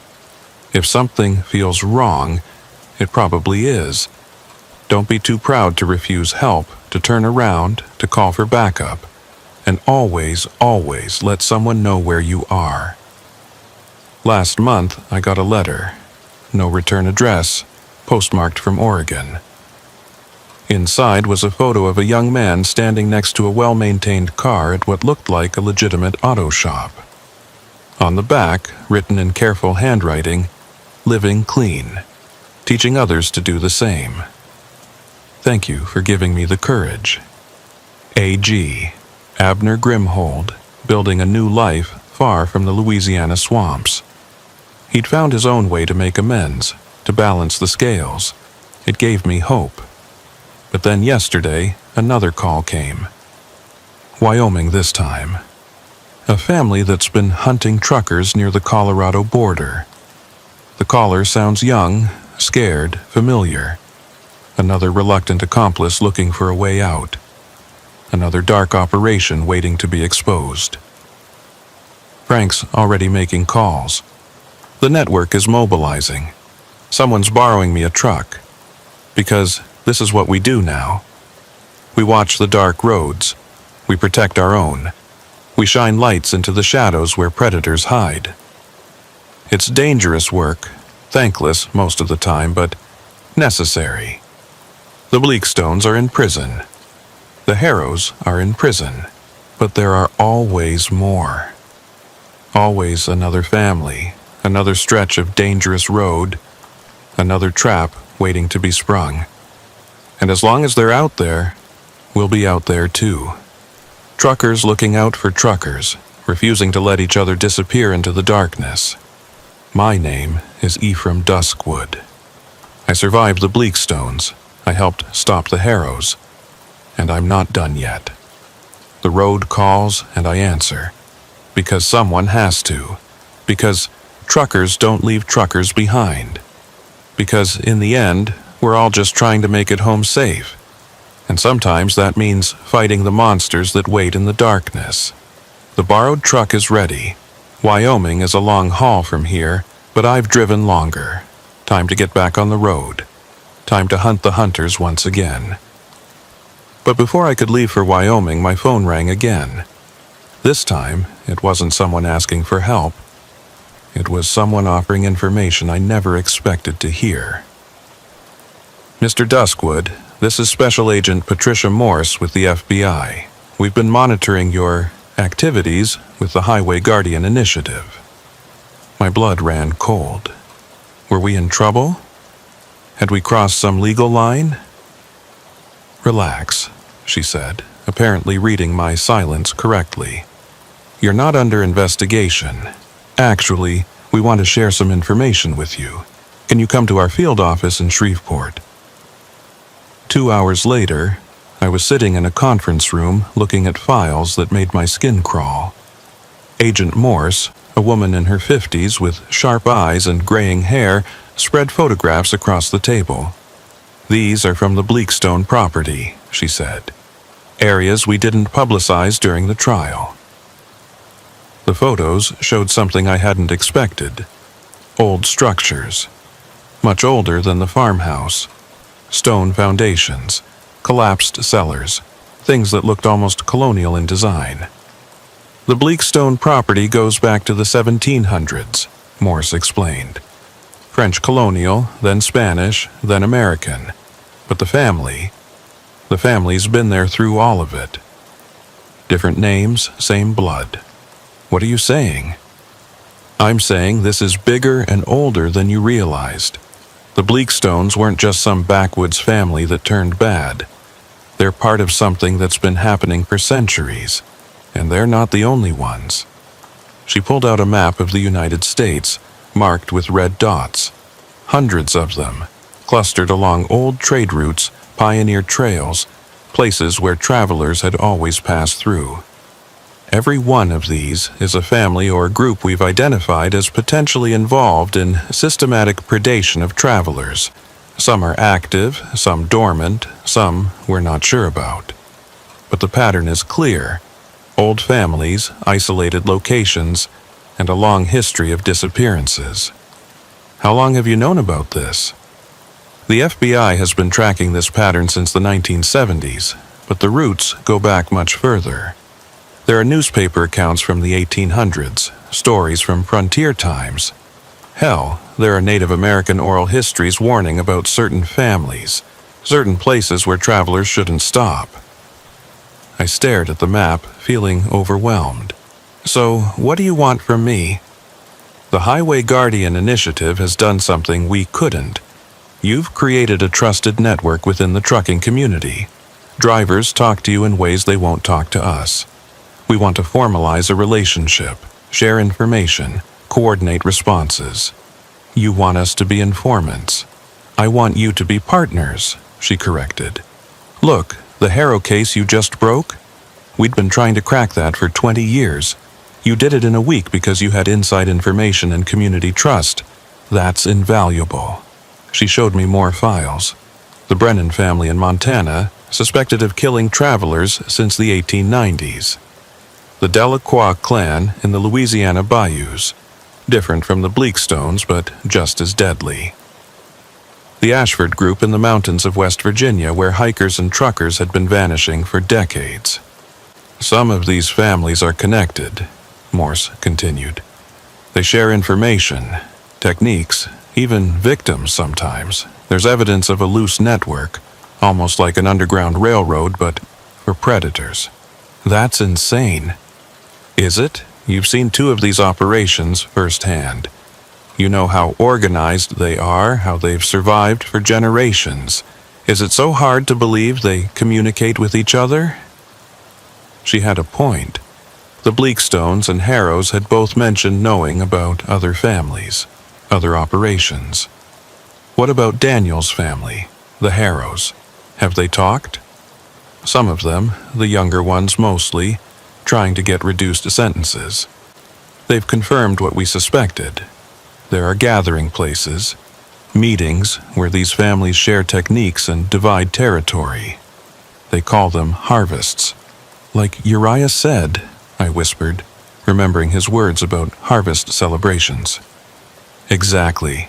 These aren't just isolated criminal families. This is a subculture, hidden in plain sight, preying on travelers for generations. Agent Morse leaned forward. Mr. Duskwood, the Wyoming situation you're heading to, we have intelligence on that family. The Thornwaites. They're connected to at least 3 other families, including remnants of the Bleakstone clan who escaped arrest. Or for Thornwick's people. No, different branch. But yes, some of them fled Louisiana after your operation. They're regrouping, forming new alliances, and they remember you. She showed me another photo, a grainy security camera image from a truck stop in Colorado. A woman in the background, partially hidden but familiar.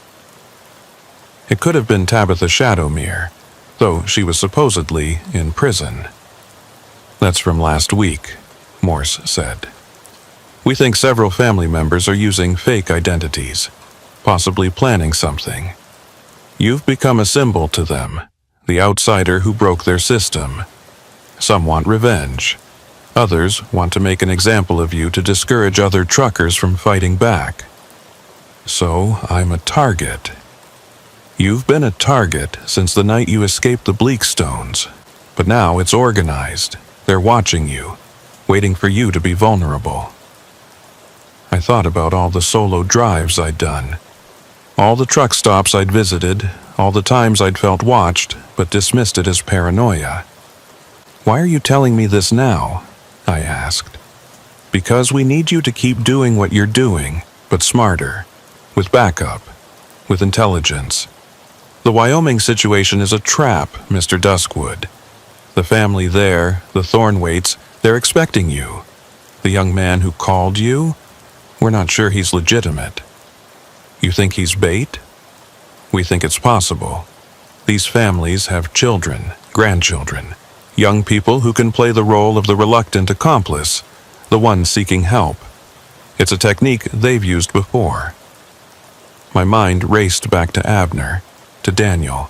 Had they been genuine? Or was I just lucky those times?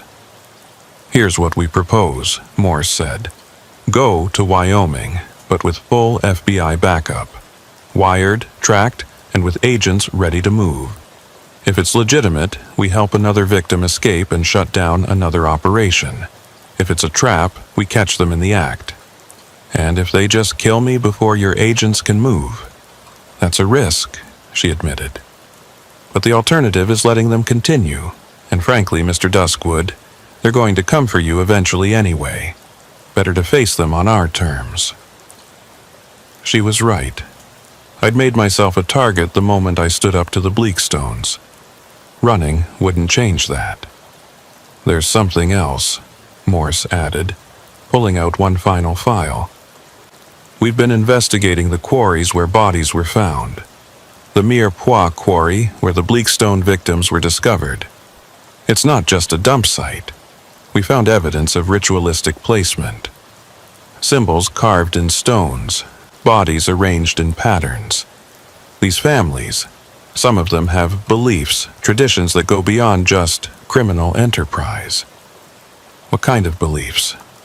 Old ones, pre-Christian in some cases.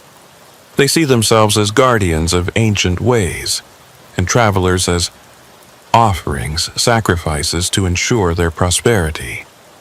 It sounds crazy, but several captured family members have described similar beliefs. I remembered the photos on the bleak stone walls, the way they'd all moved in unison, the ceremony-like atmosphere of that night gathering.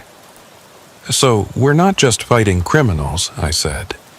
We're fighting true believers. That's what makes them so dangerous, and so hard to stop. They genuinely believe they're doing something necessary, even righteous. I left the FBI office with my head spinning. The Wyoming trip was still on, but now it would be a joint operation. I'd wear a wire, have GPS trackers, and FBI agents would shadow me the entire way. The network of trucker volunteers would still help, but as an outer perimeter, not knowing the full scope of federal involvement. Frank was skeptical when I called him. "You're trusting the feds now?" he asked. "I'm trusting that they want these families stopped as much as we do," I replied, "and they have resources we don't. Just be careful, Ephraim. Once you're in bed with the FBI, you don't get to choose which way the relationship goes." 3 days later, I was on the road to Wyoming. The borrowed Peterbilt handled beautifully, and I tried to enjoy what might be my last long haul. The wire itched under my shirt. The GPS tracker in my boot felt heavy. Knowing that federal agents were somewhere nearby and unmarked cars didn't make me feel safer. It made me feel like bait, which, of course, I was. The meeting point was a rest area near Laramie, one of those desolate stops that's just a parking lot and some picnic tables. The kind of place where anything could happen and no one would know for hours. The young man, calling himself Daniel, different Daniel than the Harrow whistleblower, was waiting as promised. Early 20s, nervous energy, constantly checking over his shoulder. He looked the part perfectly. Too perfectly. "Mr. Duskwood," he said, as I climbed down from the cab. "Thank you for coming. I didn't think anyone would believe me." "Tell me about your family," I said, staying near my truck, keeping my options open. He launched into a story. The Thornwaite family, 3 generations of predators, bodies buried in mine shafts. It was convincing, detailed, emotional. But something was off. His accent kept slipping, sometimes Wyoming, sometimes somewhere else. Southern, maybe. "You said on the phone you had evidence," I prompted. "Yes, in my car. I'll show you." He started walking toward a beaten sedan parked at the edge of the lot. Every instinct screamed danger. This was it, the moment where I'd either expose another predator family or walk into a trap. I followed, but slowly, noting everything. The rest area was empty except for us. No other trucks, no tourists, but I knew the FBI was watching. They had to be. Daniel opened his trunk, and I saw what was inside. Not evidence, but rope. Zip ties, a taser. He turned toward me, and his nervous expression was gone, replaced by cold determination. "They said you were smart," he said, his accent now fully Southern. Louisiana Southern, but not smart enough. The taser was in his hand, rising toward me. I started to dodge, but more figures emerged from behind the other cars. 4 of them, all young, all moving with purpose. This was the trap. But as they closed in, all hell broke loose. FBI agents materialized from concealed positions. Behind trees, from a van I hadn't even noticed, from prone positions on the rest area roof. "Federal agents, nobody move!" The young man who'd called himself Daniel tried to run, but didn't get 3 steps before being tackled. The others surrendered immediately, dropping to their knees with practiced ease. They knew the drill. Agent Morse approached, weapon drawn but pointed down. "You okay, Duskwood?"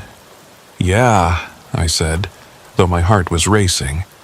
They were really going to do it, They were going to take me. Not just take you, she said, nodding to the sedan's trunk. Look closer. Among the restraints were photos of me, of Frank, of Tom, Janet, all the truckers who'd helped expose the Bleakstones and Harrows. We weren't just targets. We were a list. They were planning to get all of you one by one, Morse explained. Start with you as the symbol, then work through the rest. Send a message that interfering with their operations has consequences. The fake Daniel, whose real name turned out to be Josiah Bleakstone IV, Uriah's grandson, was defiant during questioning. You think you've won? He said, looking directly at me through the interrogation room window. You have no idea how many of us there are, how deep this goes. My grandfather's in prison, but the family endures. We've endured for centuries. We'll outlast you, outlast the FBI, outlast everything. Maybe, I said, but not today. The Wyoming operation revealed more than we expected. The 5 arrested were all children or grandchildren of imprisoned family members, a next generation trying to restart operations. They had lists, plans, resources hidden away. But they also had something else, communication with dozens of other families across the country. Phones, computers, and documents seized during the arrests revealed a shadow network more extensive than even the FBI had suspected. Families that had been preying on travelers weren't just isolated groups. They were a loose confederation, sharing information through encrypted channels, coded messages in trucker forums, even meetings disguised as family reunions or heritage festivals. The names were chilling in their ordinariness. The Carters in Tennessee, the Millers in Arkansas, the Johnsons in Oklahoma. Normal names hiding abnormal activities. Each family had its territory, its methods, its own history of making travelers disappear. But the arrests also triggered something unexpected: panic among these families. Within days of the Wyoming operation, the FBI reported unusual activity.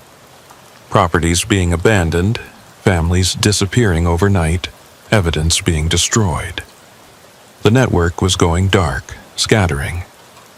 We spooked them, Agent Morse told me during a debriefing. They're running, going to ground. Could take years to track them all down now. Or they're regrouping, I suggested. Planning something bigger. She didn't disagree. I returned to Shreveport to my dispatcher job, to what should have been normal life. But normal was gone forever. I knew too much, had seen too much. Every missing trucker report that crossed my desk could be another family operation. Every breakdown on a lonely road could be another trap. The Highway Guardian initiative grew exponentially after the Wyoming incident. Thousands of truckers joined, creating the largest informal safety network in American transportation history. We developed apps, protocols, check-in systems. If a trucker went silent for too long, others would come looking. But the families adapted too. They became more careful, more selective. Instead of targeting truckers, they moved to other travelers, RV tourists, migrant workers, people even less likely to be missed. The old ways continued, just with new victims. Then, 6 months after Wyoming, I got another call. This one was different. Mr. Duskwood. The voice was old, cultured, with a trace of Southern accent. My name is Cornelius Ashford. You may have heard of my family. The Ashfords of West Virginia, one of the oldest, most dangerous families the FBI had identified. I'm listening, I said, already reaching for my phone to record. I'm 93 years old, he continued. I've seen and done things that would turn your hair white, but I'm dying now. Cancer. Weeks left, maybe days, and I want to make a deal. What kind of deal? Full confession. Every family I know about, every technique, every burial site. A century of secrets. In exchange, You come alone, hear my story, and ensure my younger relatives who weren't involved are protected. Why me? Because you're the one who started this. The one who showed it was possible to fight back. I respect that, even as I hate you for it. You destroyed a way of life that's existed since before America was a country. But maybe it was time. Agent Morse was against it, said it was certainly a trap. Frank said the same. Everyone said the same. But something in the old man's voice seemed genuine, tired, ready to end things. So I went, not completely alone. I wore enough surveillance equipment to outfit a spy. But I went to the address he gave, an old mansion in the West Virginia mountains that looked like something from a Gothic novel. Cornelius Ashford was indeed dying. I could see it in his hollow cheeks, his labored breathing, the IV drip beside his bed. But his eyes were sharp, alert, holding centuries of secrets. "Sit," he said, gesturing to a chair beside his bed. "Let me tell you how it really began." For the next 6 hours he talked. He told me about his grandfather's grandfather, who'd started by robbing travelers on the National Road in the 1830s, about how it became a family tradition, justified by twisted logic and old beliefs, about the first meetings between families, the agreements to divide territory, the rules they followed. "We saw ourselves as colors," he said, removing the weak, the foolish, those who wouldn't be missed. We told ourselves we were performing a service, keeping the roads dangerous enough that people stayed vigilant. That's insane. Of course it is. But when you're raised in it, taught it from birth, it becomes normal. My first kill was when I was 16, a traveling salesman in 1946. My father stood behind me, guiding my hand on the knife. Said I was becoming a man. He named names, drew maps, revealed burial sites across a dozen states. He explained the symbols they used, the ways they communicated, the corrupt officials who'd protected them. It was a complete unveiling of a hidden world. "Why?" I asked finally. "Why reveal all this?" "Because it's over," he said. "You ended it that night with the Bleakstones. Oh, families will continue for a while, but the real tradition, the old ways, they're dead. The modern world has too many cameras, too much connectivity. A person can't just disappear anymore without questions. People still disappear. Not like they used to. In my grandfather's time, dozens could vanish from one stretch of road in a year, and no one would connect the dots. Now, every missing person is in a database. Every abandoned vehicle is investigated. Every family member has a Facebook page asking for information." He coughed, specks of blood hitting his handkerchief. "I'm the last of the old generation," he continued. "The ones who come after, like those fools in Wyoming, they're playing at being predators. They don't understand the patience it requires, the commitment. They want quick kills, easy money. They'll all be caught eventually." "So you're giving them up to what? Preserve your legacy?" "I'm giving them up because the game is over, and I'd rather end it on my terms than watch it degrade into common criminality. What we did was evil, Mr. Duskwood, but it was our evil, centuries of it. That means something, even if it's something terrible." He died 3 days later, before he could testify officially. But his recordings, his maps, his confessions led to the largest investigation in FBI history. Over the next year, 137 arrests were made across 23 states. Mass graves were uncovered, some dating back to the Civil War. Families that had operated for generations were dismantled. But not all of them. Some ran, disappeared into new identities. Some fought back, leading to standoffs and shootings. And some, the smart ones, simply stopped. Blended back into normal society, their secrets buried with their victims. The Highway Guardian Initiative is still active. We still get calls, still investigate suspicious incidents. But it's different now. The organized families are mostly gone, replaced by individual predators, opportunists, regular criminals. The ancient evil Cornelius described is fading, though its echoes remain. I still dispatch trucks from my office in Shreveport, but now I also teach. New truckers come to learn not just about routes and regulations, but about safety, about watching for signs, about protecting each other. I tell them the stories, the Bleakstones, the Harrows, the Ashfords. Some think I'm exaggerating. Others understand that the monsters in stories are sometimes real. Frank Morrison died last year. Heart attack in his sleep. He was still driving, still keeping his notebook. I have it now, updated with every incident, every close call. It's a record of survival, of truckers who faced the darkness and lived. Abner Grimhold, or whatever his name is now, still sends occasional letters. He's married, has kids, works as a mechanic. He's built a good life far from the Louisiana swamps. Sometimes he asks if the nightmares ever stop. I tell him they fade, but never fully disappear. And sometimes, late at night in my office, I get calls. Not from people asking for help, but from others. Voices that sound old, accented in ways that speak of deep isolation. They don't threaten exactly. They just want me to know they're still out there, still watching, still remembering. The families may be broken, but the bloodlines persist. "We were here before you," one caller said. "We'll be here after you're gone." Maybe. But for now, the roads are safer. Truckers drive with more confidence, knowing they have backup, knowing someone will come looking if they disappear.